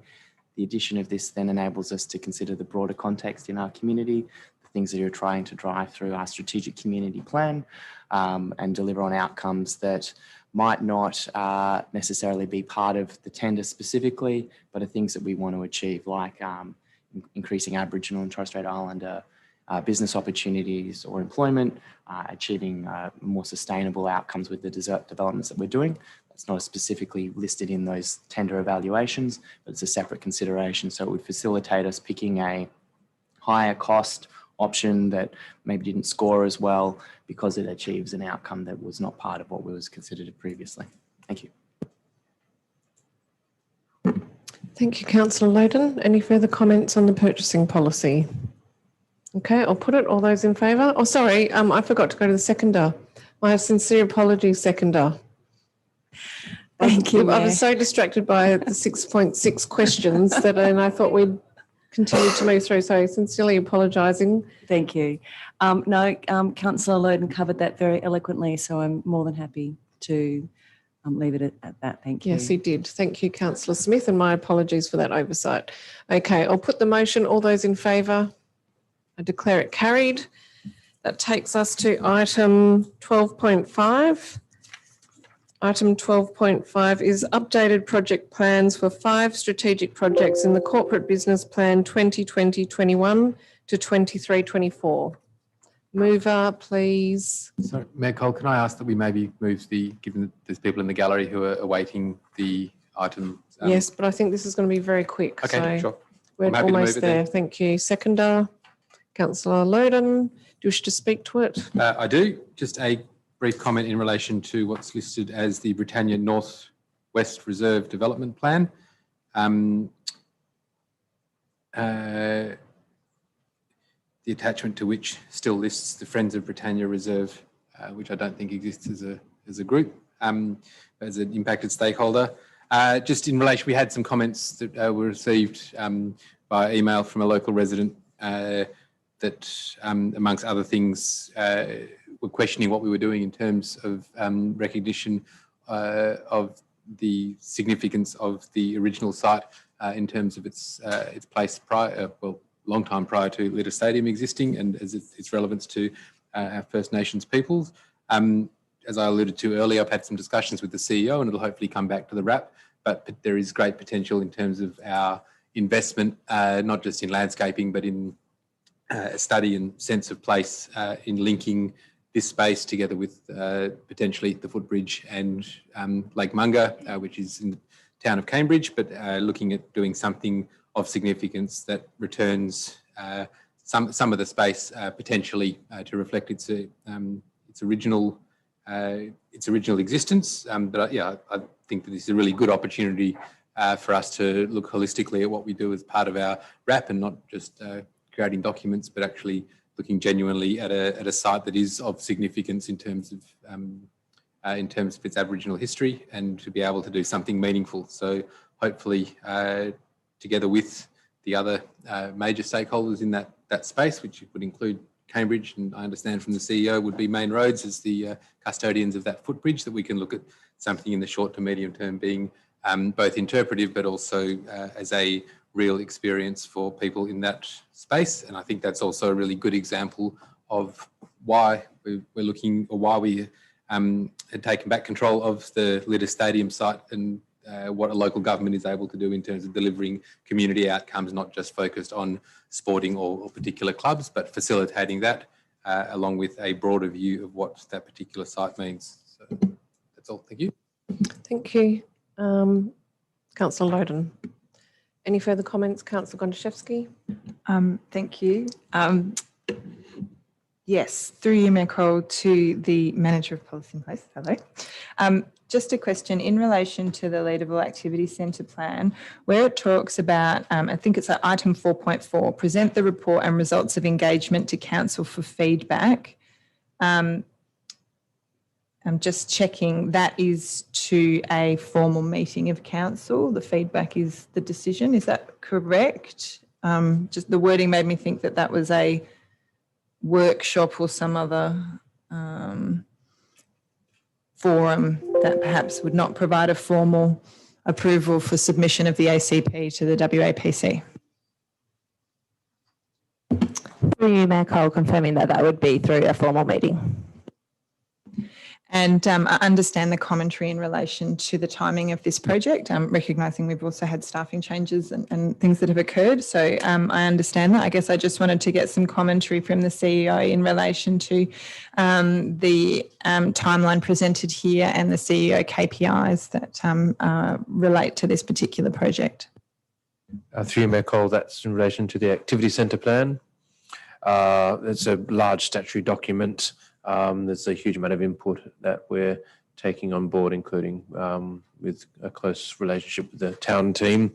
We're going to try to get it to council as soon as we can, but without trying to shortcut that community engagement piece, which is essential. Thank you. Look, I'll support this. I think that it's not unreasonable from perhaps where we're at now to the time that's proposed for council adoption of such a document. I probably have some concerns more over the duration of time that we've been getting to this point, but the activities that have been presented so far, that seems like a reasonable timeline. So I'll support this going forward. Thank you, councillors. I'll put the motion. All those in favour? I declare it carried.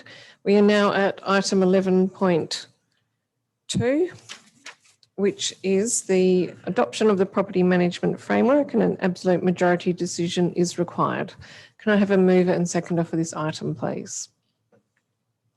Moved Councillor Toppelberg, seconded Councillor Fotakis. Thank you, Mayor Cole. This has been a very long process.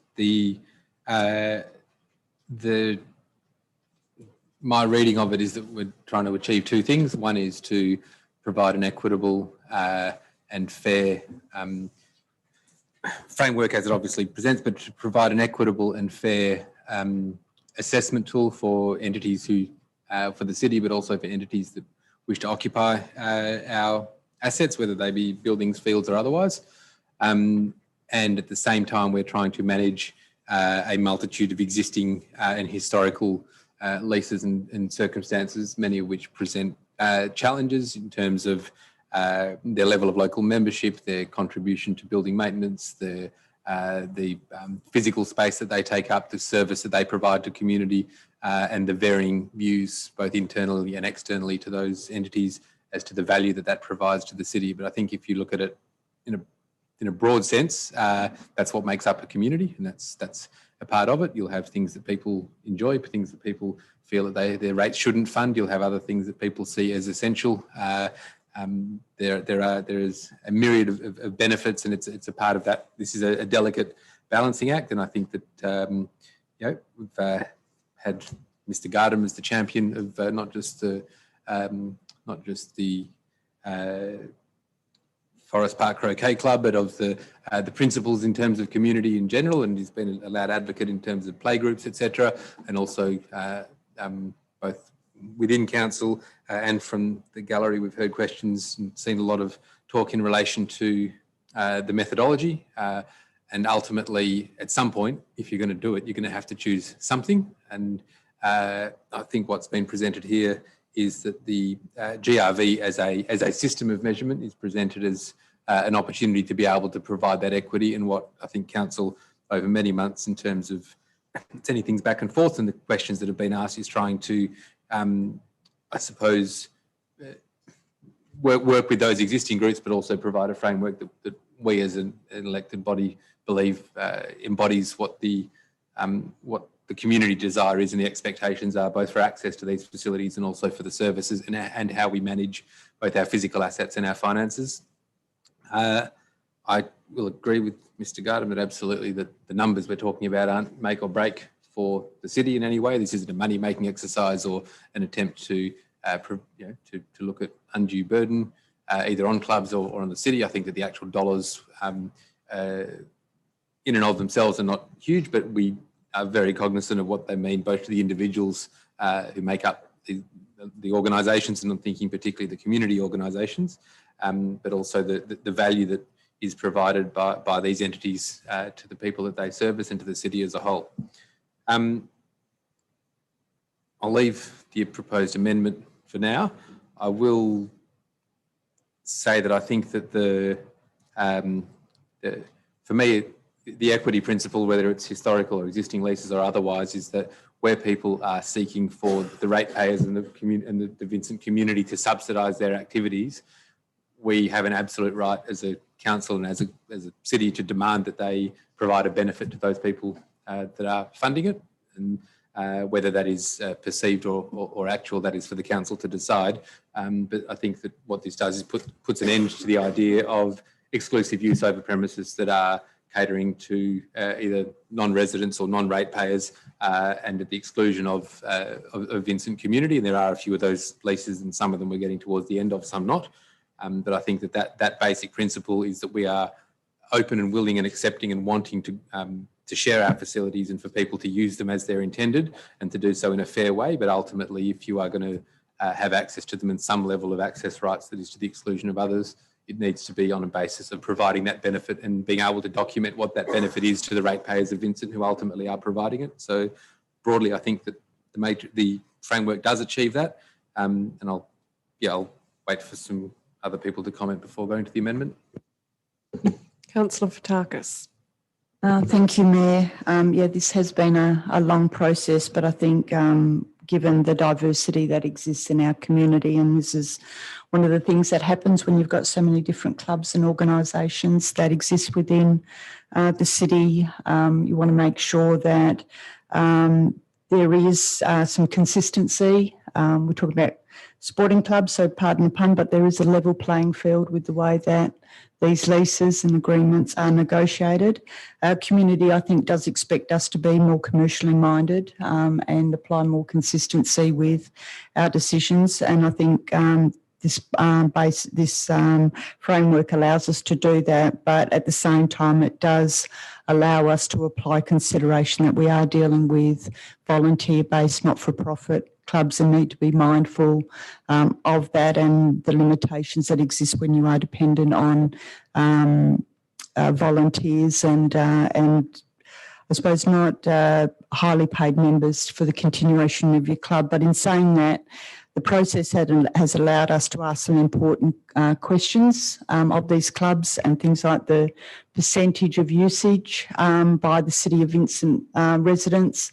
Yes, we are funded by the ratepayers of the City of Vincent, so I think that is a very reasonable question for us to consistently ask. And I think there have been, what I have seen during that process is that a large number of clubs that have risen to that challenge, and they've looked within the club and they've looked outside for opportunities that they can start to engage more widely with City of Vincent residents, and also to working with clubs to diversify their income sources. So we're also starting to see a number of clubs working with social members and events happening within those clubs. So I'm comfortable with where we're sitting with this framework. I know this with the amendment, there's some further adjustments to make, which I'm fully supportive of. Councillors, Councillor Gontaszewski. Thank you, Mayor Cole. Perhaps just in relation to recommendation item 8, the further amendments to the framework, through you to the Executive Director of Community and Business, or perhaps the Senior Land and Legal Advisor, is it possible to just spell out those amendments? Just perhaps wondering if there should be some clarity provided within that recommendation on those.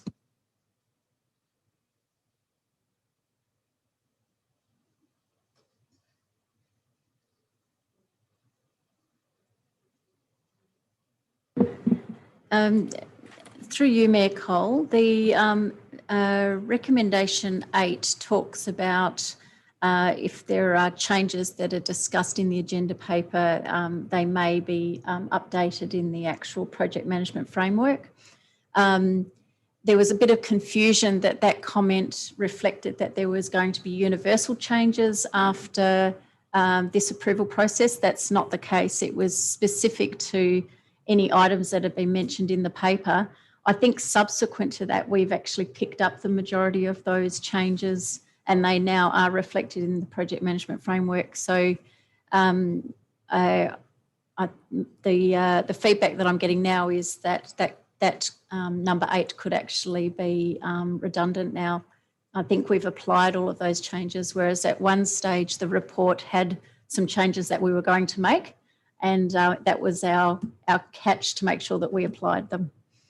Okay. Well, I may as well just move an amendment to delete item 8. Yes, just for I'm clarity. happy to Is there do a that. seconder for that?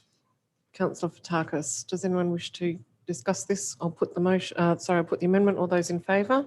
I declare that carried. We're back to the substantive. Thank you, Mayor Cole.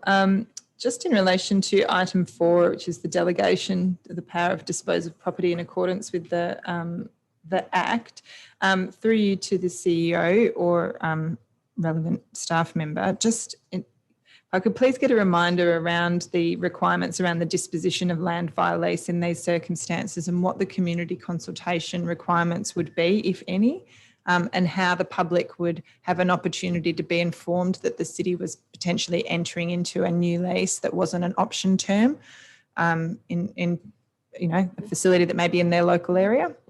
Do you have a view on that? Through you, Mayor Cole, I might just see if the acting manager could clarify, but I don't think we need to publicly advertise a lease to a charity or a not-for-profit group, only a private entity.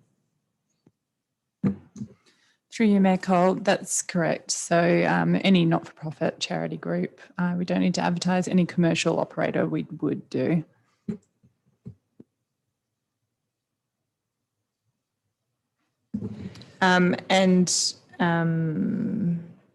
No, I think that was all I had on that one. And I may as well just move this amendment on the lilac while I'm doing it. Can I just point out there are two distinct amendments? So I'm just drawing your attention to that. I'm not sure if you wish to move them together or separately.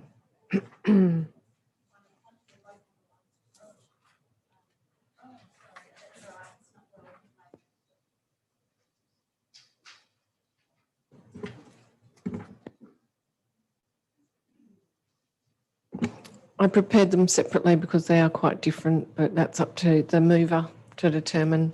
I'll just move proposed amendment 1 at this stage because I might have some questions on the other one. Yep, sure. Is there a seconder for proposed amendment 1? Thank you, Councillor Toppelberg. This amendment is related to implementing some caps for these small community groups and sporting community or sports clubs. I just have a question in relation to the recommendation that the cap is applied after the community benefit has been applied, so that it's a net fee after subsidies and discounts. Just wondering, I'm supportive of the idea of this being the final amount that the clubs would be asked to pay, setting a maximum, but just wondering of the implication of that. Does it water down the impact of the matrix if we apply it as a cap after the matrix has been assessed? As in, perhaps people would, there may be clubs that are going to be capped, and that essentially all that does is negate the impact of applying the discount. Through you, Mayor Cole, as I read the recommendation, and I believe the intent is that it applies to the after the subsidies and the community benefit has been applied. In the, I think it's the attachment, the tables that have got the figures, the column is actually called new annual fee, and that's the terminology used in the recommendation. I don't believe it would have any impact on the community benefit matrix that you're referring to, because it's applied subsequent to that. So it's really applying a cap just really reflects the out-of-pocket impact for the club or organisation.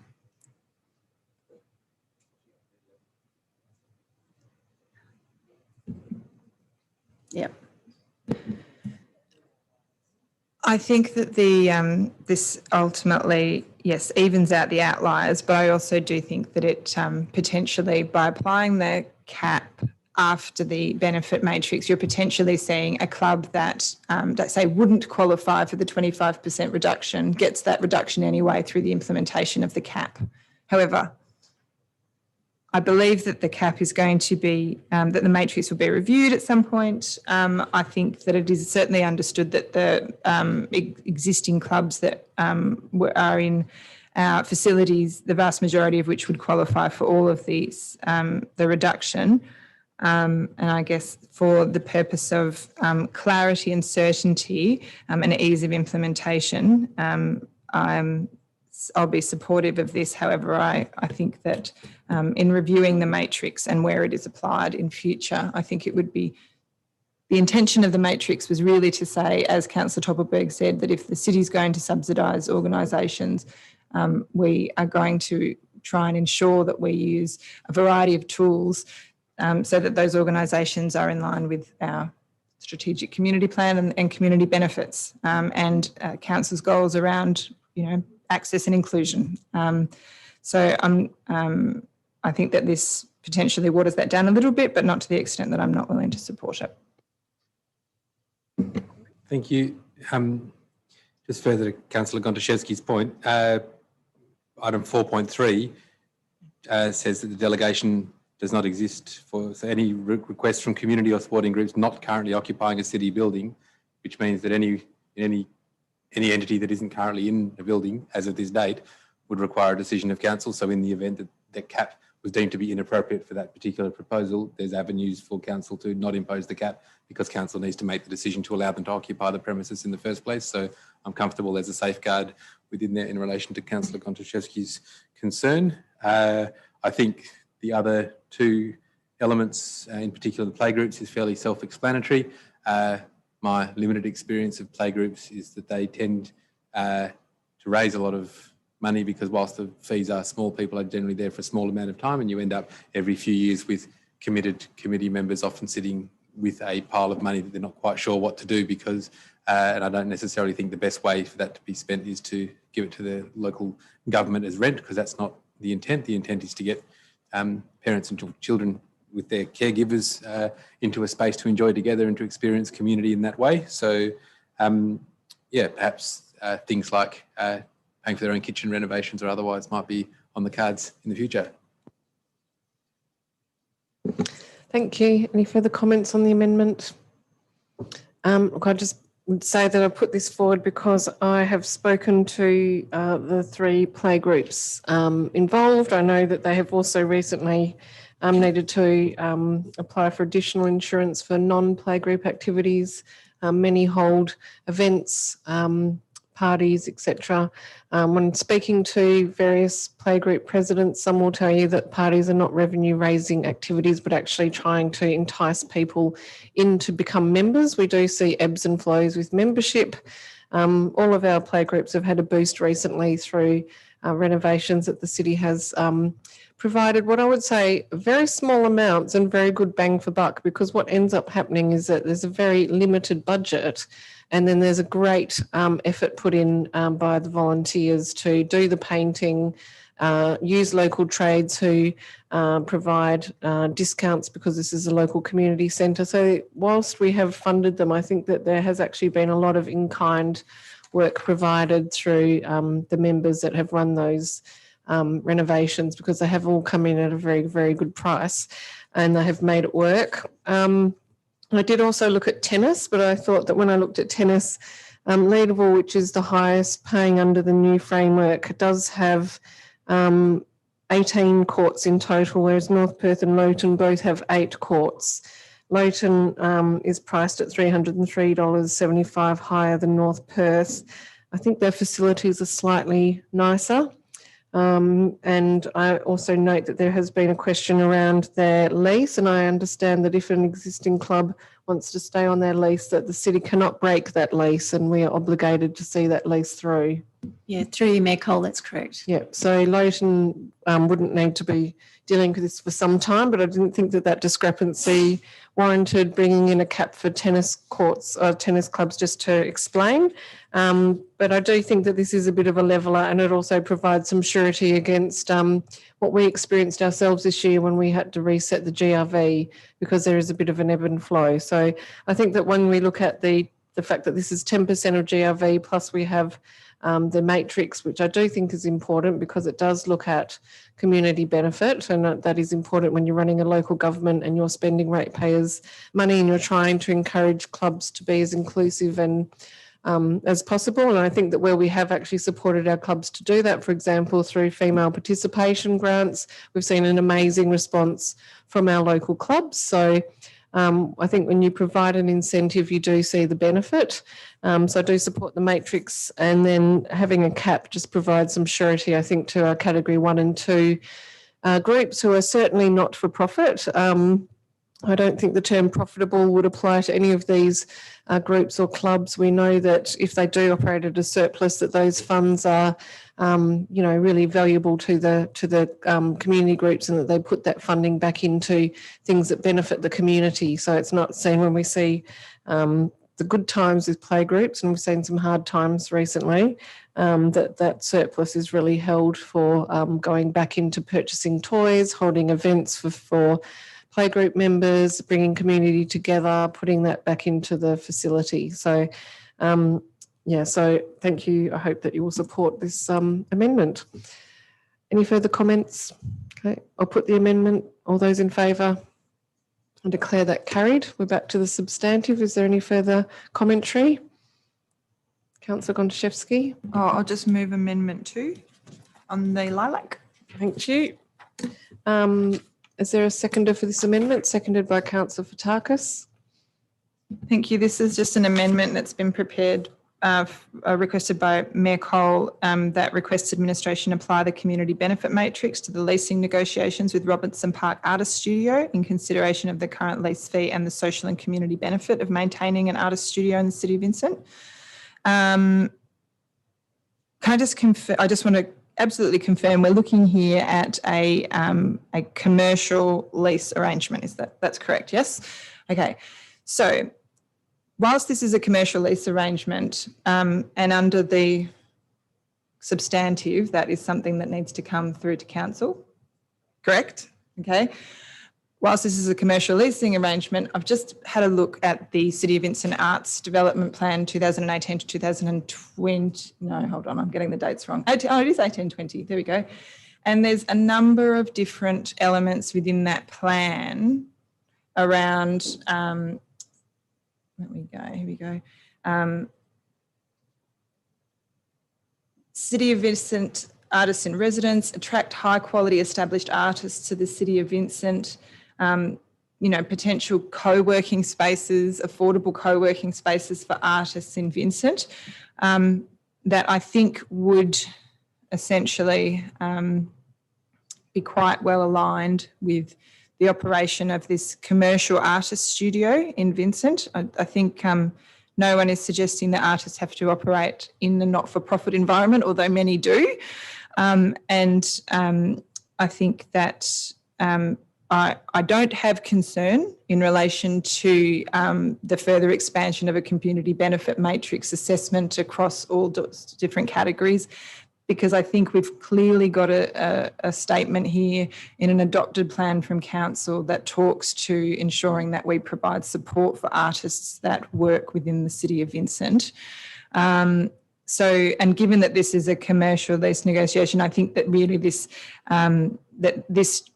doesn't necessarily require a prescriptive approach. It's about looking at the leasing negotiations, and I think I would be supportive of those conversations happening and that assessment being done. Councillor Fotakis. Yeah, thank you, Mayor. Thank you, Councillor Gontaszewski. You sort of like touched on, I love it when we reference plans that were involved in developing the Arts Development Plan, was one which was formed with staff and the Arts Advisory Group. And you're right, there is a very strong theme throughout that document, but one in particular that I pulled out, and that was the theme of support and the goal that artists and arts organisations in the City of Vincent are supported and celebrated. And within that, the statement of our commitment, we will identify, support and partner with artists and arts organisations operating within the city. So I think that very clearly, you just even in that one aspect of the plan shows our commitment to support those organisations. We've had members of that group support the city in a variety of ways. I think just regarding it as a commercial operation does not appreciate the role that Robinson Park Artist Studio has and performs and has for a long time in supporting, mentoring, developing and providing opportunities for experience in a wide range of art forms. And we're constantly meeting artists that through some time during the formation of their career operated at some point through that studio. So it really has really quite a significant and enduring benefit within our city and our arts community. And just one example of really the rise to the challenge is the upcoming live event that's being performed as part of Pride's Fest at the studios is just one example. So fully supportive of this. I think there's, like Councillor Gontaszewski referred to, there's many sort of documents that the city that we've endorsed that this aligns very closely to. So very supportive. Councillors, Councillor Toppelberg. Thank you. Just a question through you to the Director.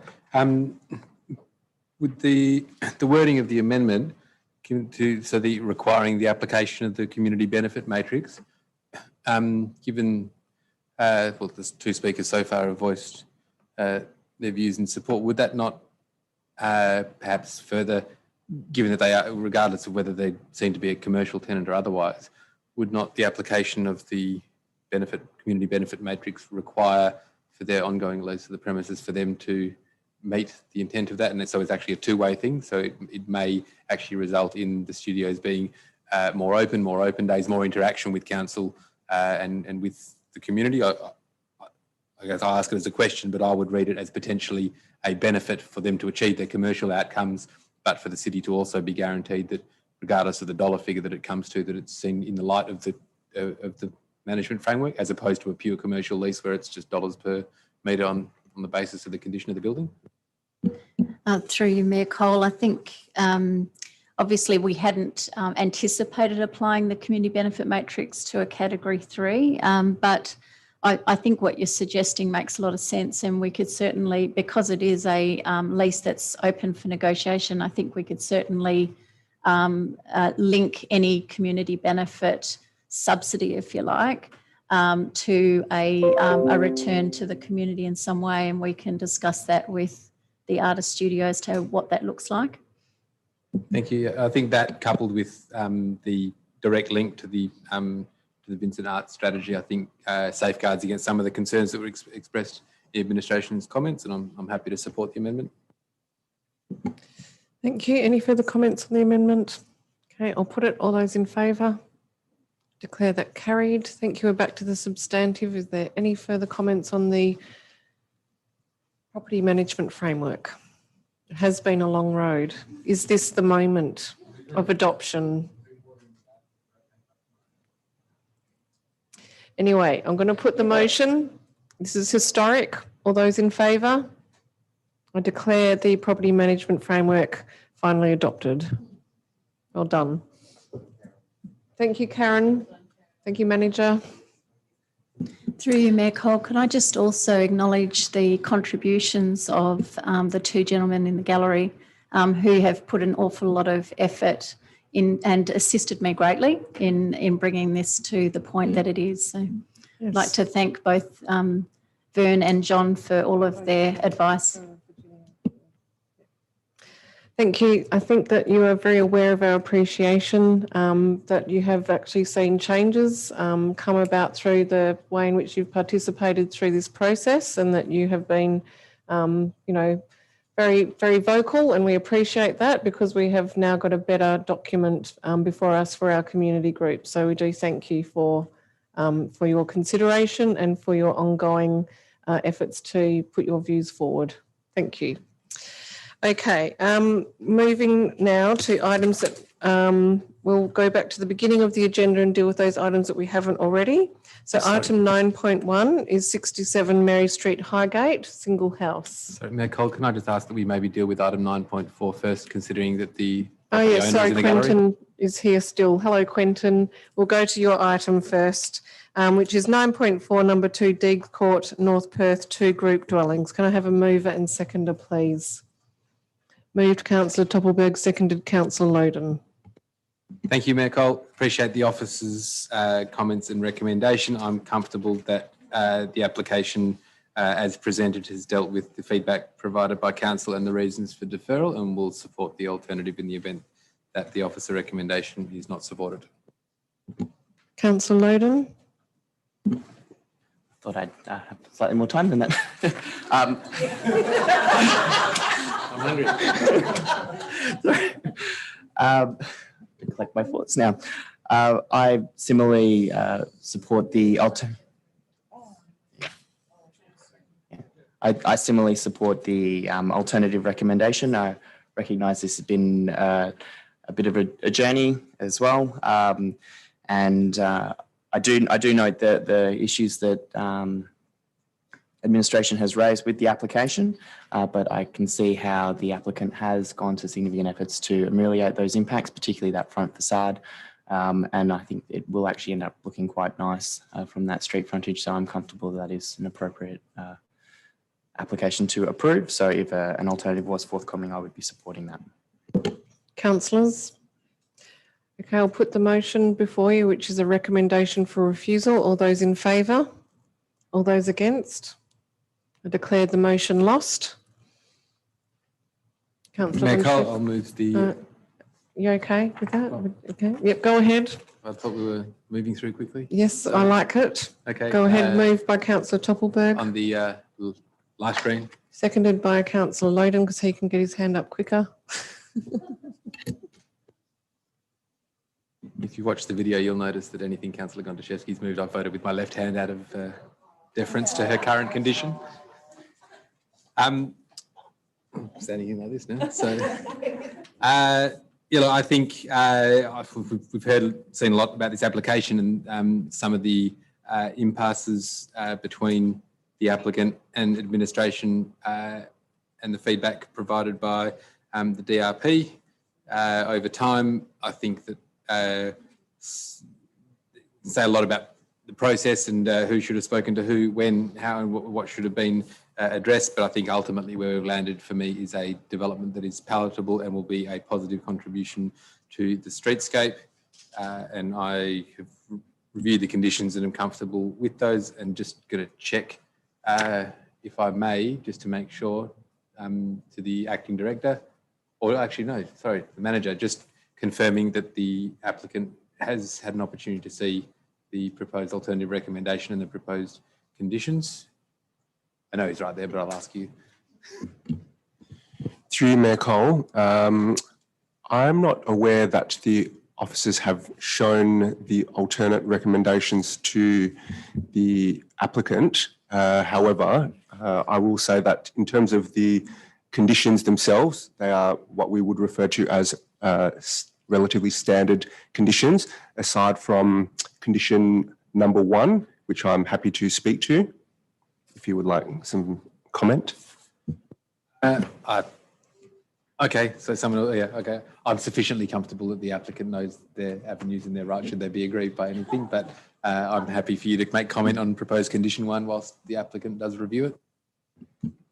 Through you, Mayor Cole. So condition 1, just to be clear, refers to amended plans being provided that show certain windows being appropriately screened.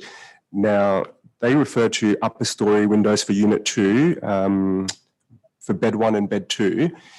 In previous iterations of the plans, these windows were identified or annotated as having louvered screens. Ultimately, the screens element goes to protecting visual privacy for the adjoining property, because that window is in fact 2.6 metres from the boundary. The deemed to comply setback for such a window is 3 metres. So that would have ultimately resulted in a departure. Now, in the amended plans, the annotation of louvered screens was replaced with just louvers. So I guess there was uncertainty whether it was intended to provide a screening element to ensure compliance with the deemed to comply standard. We've imposed this condition. Now, that's not to say that elected members can't consider this on its own merits and say that perhaps it doesn't require screening. I will say that on the adjoining property on this boundary, it's a walkway or a side setback area, and the building itself that fronts onto that side setback area is a highlight window to a bedroom, so it's not a major opening, and a laundry. So in terms of its impact, I would suggest that it would be minimal. So you could feel free to wipe that condition. Just talked yourself out of one of your conditions. Councillor Toppelberg. Nothing further, thank you, Mayor Cole. Okay, Councillor Loden. I don't have anything further to add, except that I also vote with my left hand, but that's because I'm left-handed. Councillors. Councillor Fotakis. I just wanted to just add to that. There are a couple of the elements that I think during the process that made this decision a lot easier for myself in reaching. The reduction of the garages to single garage to reduce the garage dominance is probably one of the factors that we sort of wrestle with in a lot of applications. So I was glad to see that the additional work on the articulation between the two buildings and the changes to the roof form and the colours and materials, I think that improved the outcome. And the slight increase in the setback, I know that they were challenging. So on the verge, and I know that although there's limited space, I just encourage the applicant to take some inspiration from his mother's property nearby and maybe look to her property for some inspiration on the verge planting. Councillors, Councillor Gontaszewski. Can I just get some clarification on 1.1 through you to the manager of development design? Just you've talked about in the latest iteration of the plans that they refer to louvers. Are louvers considered to be fixed window openings, or are they does that cover louvers? I wouldn't have thought louvers were fixed, but just to clarify. Through you, Mayor Cole, you're right. My understanding of louvers that are operable, can be opened and closed, ultimately to satisfy condition number 1. Should that be imposed, it refers to the fact that it would need to be fixed. Or another way, could it be read if that there are no fixed window openings to bed 1 or 2, then they don't exist and therefore don't need to be screened? Through you, Mayor Cole, I could see how you would arrive at that. On that basis, perhaps we could just avoid any doubt by removing the word fixed, if we just left it as window openings. I'm a bit dubious on this because I think we've seen a whole bunch of applications that have come before us with far less intrusions into visual privacy in terms of habitable spaces and so on. And I guess I recognise that there is some degree of overlooking, but I have concerns about implementing screening to bedroom windows or having to have bedroom windows that perhaps are not really great for amenity when the privacy impact isn't very strong. I would just, if I could just get a little bit of just clarification in relation to the manager's assessment of the extent of the overlooking into the highlight bedroom window. I guess that would be my only concern if it was considered that having windows as represented in the plans would potentially allow for overlooking into a bedroom.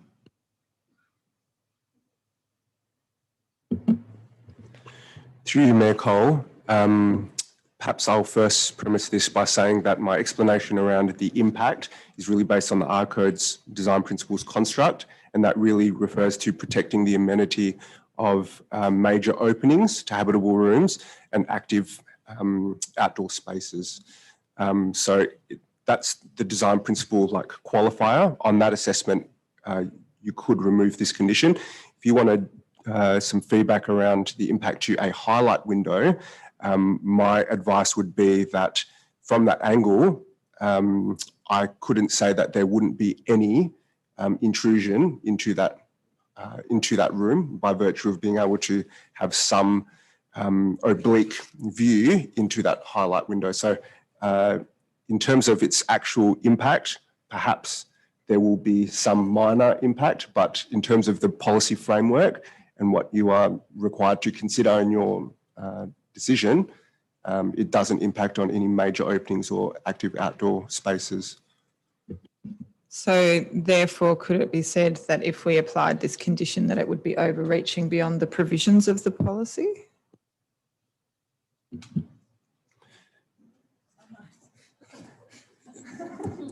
Through you, Mayor Cole, no, I wouldn't say that, because a deemed to comply pathway is to set it back 3 metres or install adequate screening.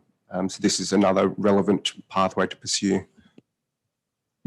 I'll just put a motion to remove item 1 and renumber the remainder, and then we can see where we go. Okay, we have an amendment before us to remove item clause 1 in its entirety. Is there a seconder?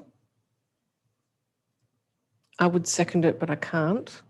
Okay, well, there being no second, oh, it's seconded by, maybe I shouldn't have said that. That might have been inappropriate. Okay, it's seconded by Councillor Smith, so it has some airtime. Would you like to speak to it, Councillor Gontaszewski? I just feel that the advice in relation to the intent around active, no, I just think we're potentially going a bit far with this if we accept that the provisions of the policy are around protection of specific spaces, and then we've got some louvered windows and that are represented on plans that I think would probably also go some way to mitigate viewing into the adjacent property. So I'm satisfied that removing item 1 will not lead to any significant impact on visual privacy, but will also improve amenity for future residents of this dwelling. Seconder. Agreed. Councillor Toppelberg. Given what's proposed, and regardless of the word fixed, this is a question to Mr. Naidu, are there not a myriad of opportunities available to the applicant to be able to screen in accordance with the R codes? So, for example, an oblique fin, for example, would provide the ability to be able to look in a north-easterly direction from those bedrooms uninterrupted, but would still, so if the southern edge had an oblique fin applied to it, it would still meet the requirements of the R codes, but provide that amenity provision to the neighbouring dwelling in its current or potentially future form. Through you, Mayor Cole, yes, that's correct. There's a number of ways to satisfy the visual privacy screening, and a number of treatments are available to the applicant. Okay, we have an amendment before us. Is there any further comment? Okay, I'm going to put the amendment. All those in favour? All those against? I declare it carried. We're back to the substantive. Is there any further comments? Okay, I'm going to put it. All those in favour? I declare it carried. Congratulations, Quentin. You have a development approval.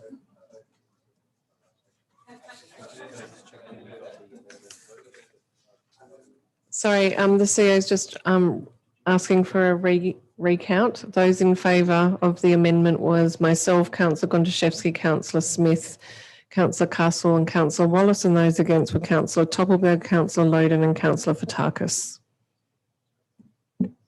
Okay, thank you. We will go back to 9.1, 67 Mary Street, Highgate, single house, moved by, I think Councillor Toppelberg raised this, seconded by Councillor Castle. Are you seconding? No, you're not. No scratch. I need a seconder. Seconded by Councillor Loden.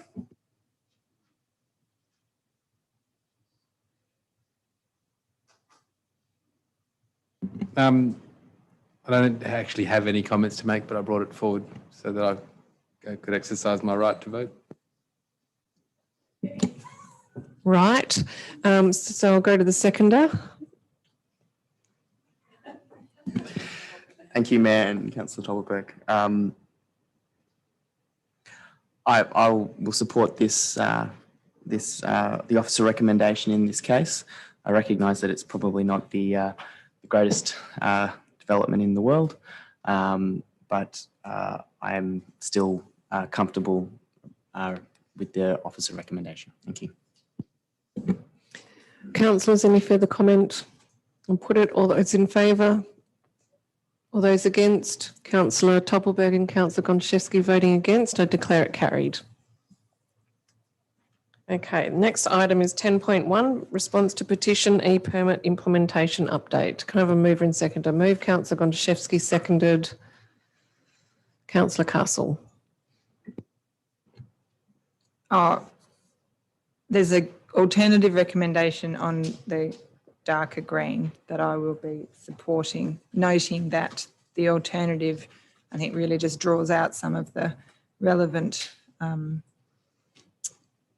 points from the report and Thank you. provide some clarity. Councillor Castle, do you wish to speak to the substantive motion? Okay. Does anyone wish to speak to the officer recommendation? Okay, I'll put it. All those in favour? All those against? I declare that lost unanimously. We're back to an open floor. Councillor Gontaszewski. I just move the item on the dark green. Thank you. Seconded by Councillor Castle. This is just around ensuring that our written recommendation that sort of forms the real basis of the public record is perhaps provide some more clarity and circles back to the petition that is the reason that we're considering this item tonight. We note the request from the petitioners for the city to review and call in the decision around the introduction of e-permits. But I am satisfied that it is appropriate for the city to move towards an e-permit technology. I think ultimately the days of us thinking that we have enough resources to have people do paper-based processes that could be done in a completely automated fashion by a computer is, that's over. We just have to be really clear that we need to have good, strong, automated administrative processes where that is considered appropriate. However, I do note that whilst not reflected in the wording from the petitioners, that we're more talking around a review of the entire decision, I do note that and accept the community concerns in relation to disability access. And did I get a seconder? Yeah, great, thanks. Sorry, I was just suddenly thought I was running my mouth off and hadn't got a seconder. Thanks, Councillor Castle. Yes, I think it's appropriate that we ensure that we have mechanisms in place for the foreseeable future where we acknowledge that people may not have reliable access to the internet, may not have access to a smartphone or handheld mobile device that would make this system so much easier to administer from home rather than having to charge up your PC that's sitting in the study that's, gathering dust, etc. Or people that have any other barrier that would impact on the use of screen-based devices. I do note that the city has been implementing processes for people in relation to assisting people in person and over the phone, and I think that is absolutely in line with the customer service approach of the city. But given that it is a option of the CEO to vary requirements under the existing policy, I think that it is appropriate that we ensure that this decision reflects Council's desire that those requirements are varied and that those options are made available to residents in the circumstances noted in the recommendation. I also note that there has been previous requests around the undertaking consultation and that is going to occur and should be coming back to Council in February 2021. Councillor Castle. Supportive of this alternative recommendation for all the reasons that Councillor Gontaszewski ran her mouth off over. Okay. Next, anyone else wish to comment on the alternate motion? I'll just add that I wholeheartedly support it. Thank you for bringing it forward. If there's no further comments, I'll put the motion. All those in favour? Declare it carried unanimously. And that takes us then to item 12.1, City of Vincent Advisory Groups, an absolute majority decision is required. Can I have a mover and seconder for this item, please? Move Councillor Fotakis, seconded Councillor Gontaszewski.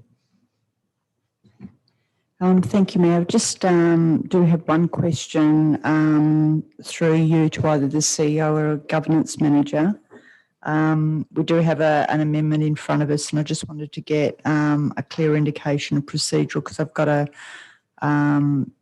slight amendment to the Arts Advisory Group to do and just some advice on the correct procedure to do that. But while the CEO is sort of looking at that, did want to raise with this particular item, supportive of the work that all our advisory groups do. They are essential to the work of the city. I've been involved in a number of the groups and it's a real pleasure to participate in and support the work that these groups do.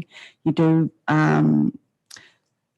They do provide important information that comes through to council and advice through to staff that ordinarily during the course of your work you don't often come across. And the groups that I've participated in, Safer Vincent and Arts Advisory Group, have really been instrumental in helping form some very important documents that come before council. The Arts Advisory Group, we've seen one particular document that has been referenced a couple of times tonight.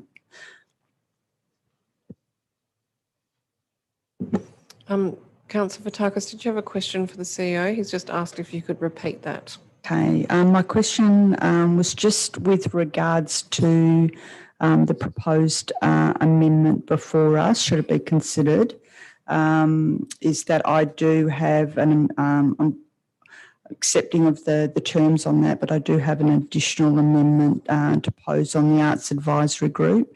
So would I need to put that forward as an amendment first?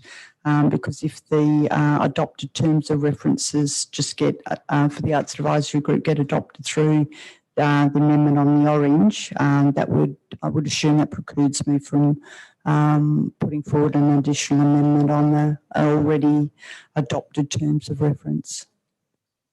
You will need to put forward an amendment. Do you wish to do that now, or do you wish for others to continue to debate? Well, I do have the opportunity to close the debate, so I get the opportunity to raise that, but I can put forward, I can just talk to that now if you're agreeable to that. If you wish to move an amendment, sorry, who was the mover?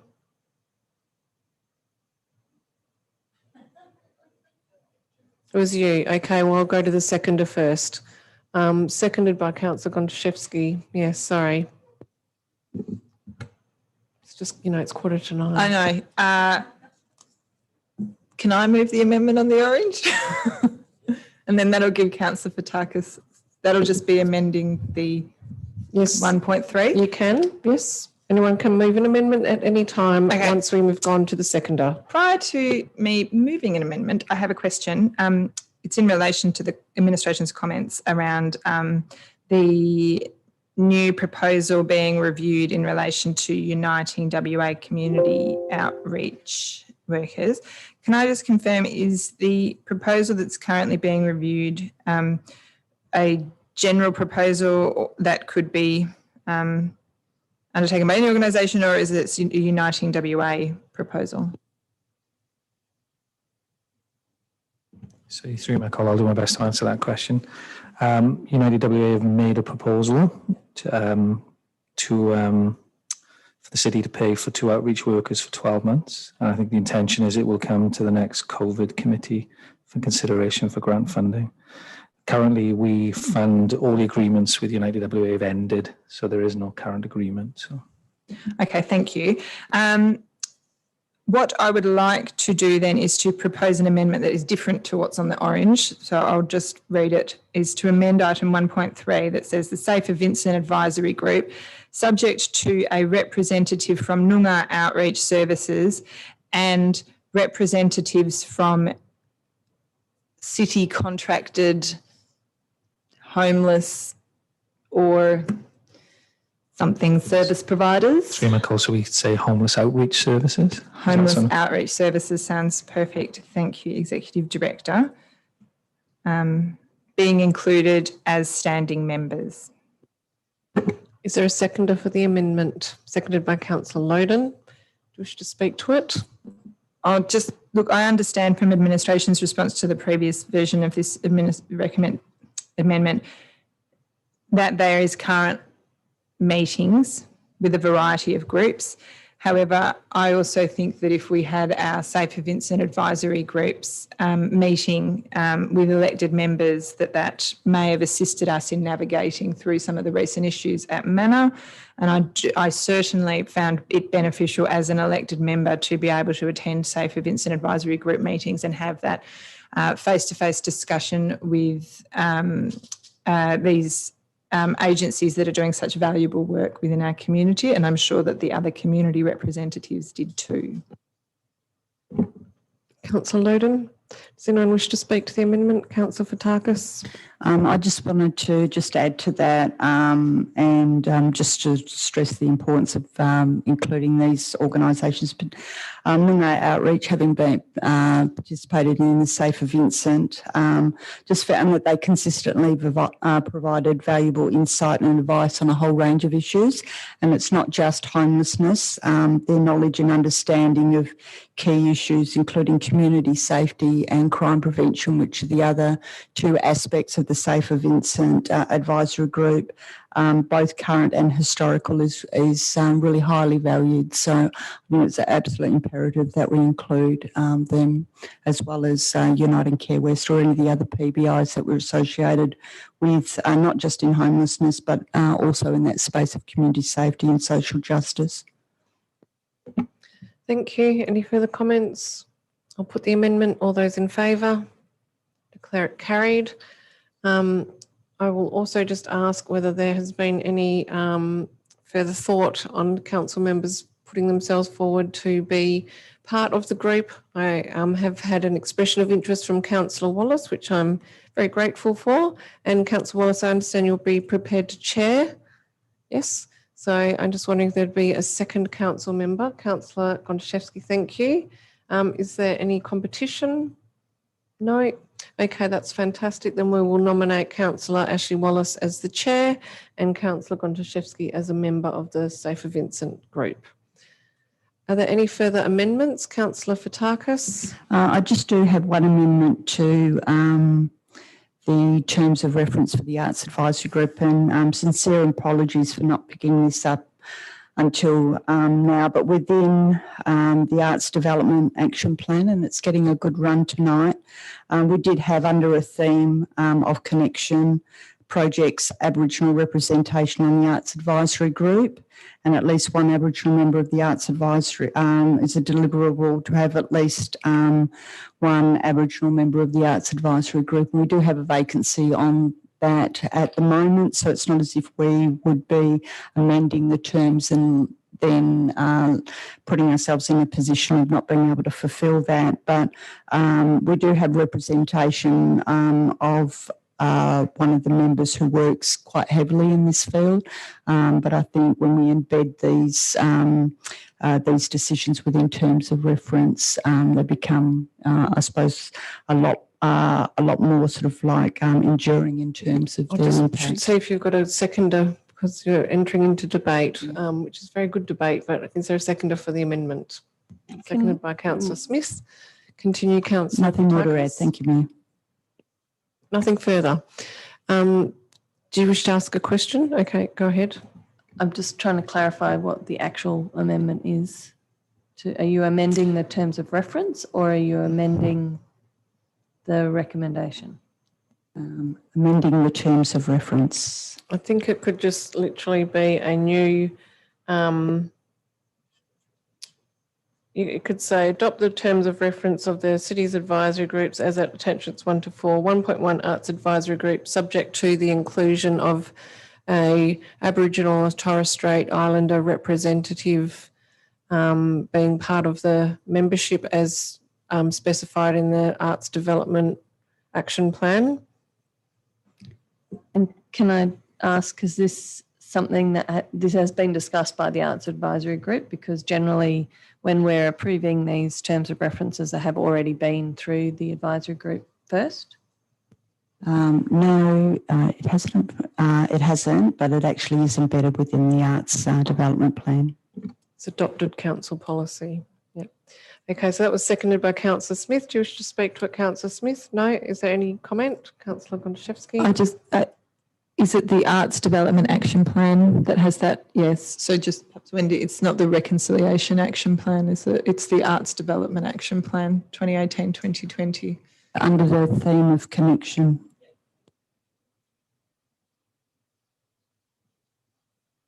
Good plan, that one. Okay, are there any further questions or comments on the amendment? Okay, I'll put it. All those in favour? Declare that carried unanimously. We're back to the substantive.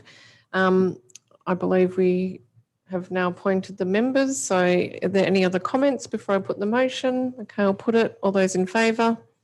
That's carried. Thank you.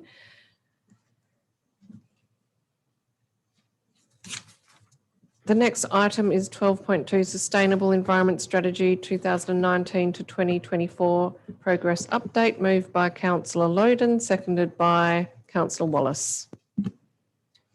Thank you, Mayor.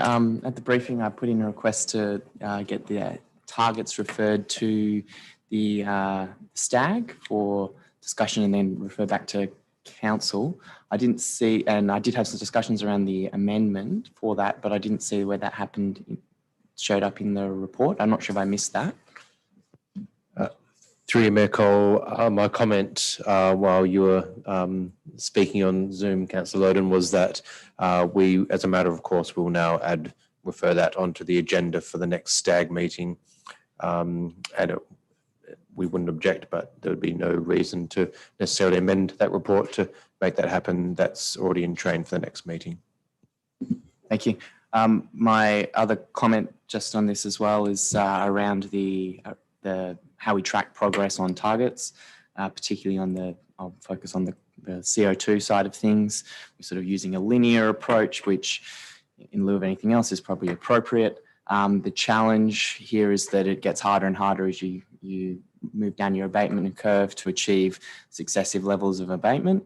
And so I guess I would encourage us to continue to push on these ideas and these opportunities. One of those opportunities I see and that I'm aware the city is looking at is the idea of basically installing solar panels on a shade area over car park in Beatty Park. Beatty Park is our single largest source of carbon emissions in the city that we're responsible for, and we are unable to install additional solar on the roof of that facility because of the limitations of size. Because we can't connect to other facilities and run that power across to Beatty Park, we aren't able to achieve any additional abatement currently. This is a mechanism by which we could do it. My understanding is the assessment of this shows that it is NPV positive for the city, so we could effectively borrow money and then the debt for all that would be paid out of the savings in energy that we see. So simply put, we can basically put downward pressure on rates for no additional cost, whilst also achieving reduction in emissions, aligning with our strategic community plan. And the other thing is that Beatty Park is our most used facility in the city as well. So having something highly visible like that in the car park would be a great demonstration of our commitment, potentially even an opportunity to stick a billboard on something like that explaining the reduction in emissions that we've achieved and so forth, the money that we've saved, and maybe not an electronic one. So just flagging that I would be keen to see that opportunity brought forward. I understand it's potentially scheduled for the 23-24 financial year, but it would be great to see that happen sooner if possible to achieve that reduction in emissions and that saving financially for the city as well. But otherwise, I support the officer recommendation. Thank you. Thank you, Councillor Wallace. Thanks, Mayor Cole. I just wanted to thank administration for bringing this report forward. I understand it kind of occurred outside of the normal schedule of review for this particular plan. And yeah, it's just, I guess it's heartening to see us on track to meet and beat a lot of our targets. Thank you, Councillor Wallace. Any further comments? I'll put it. All those in favour, declare it carried. Next item is 12.6, advertising of new policy, attendance at events policy. Can I have a mover and seconder, please? Moved Councillor Toppelberg, seconded Councillor Wallace. I'll let Councillor Wallace move the amendment if he so wishes to. No comments. Councillor Wallace, do you wish to speak to the substantive or move the amendment?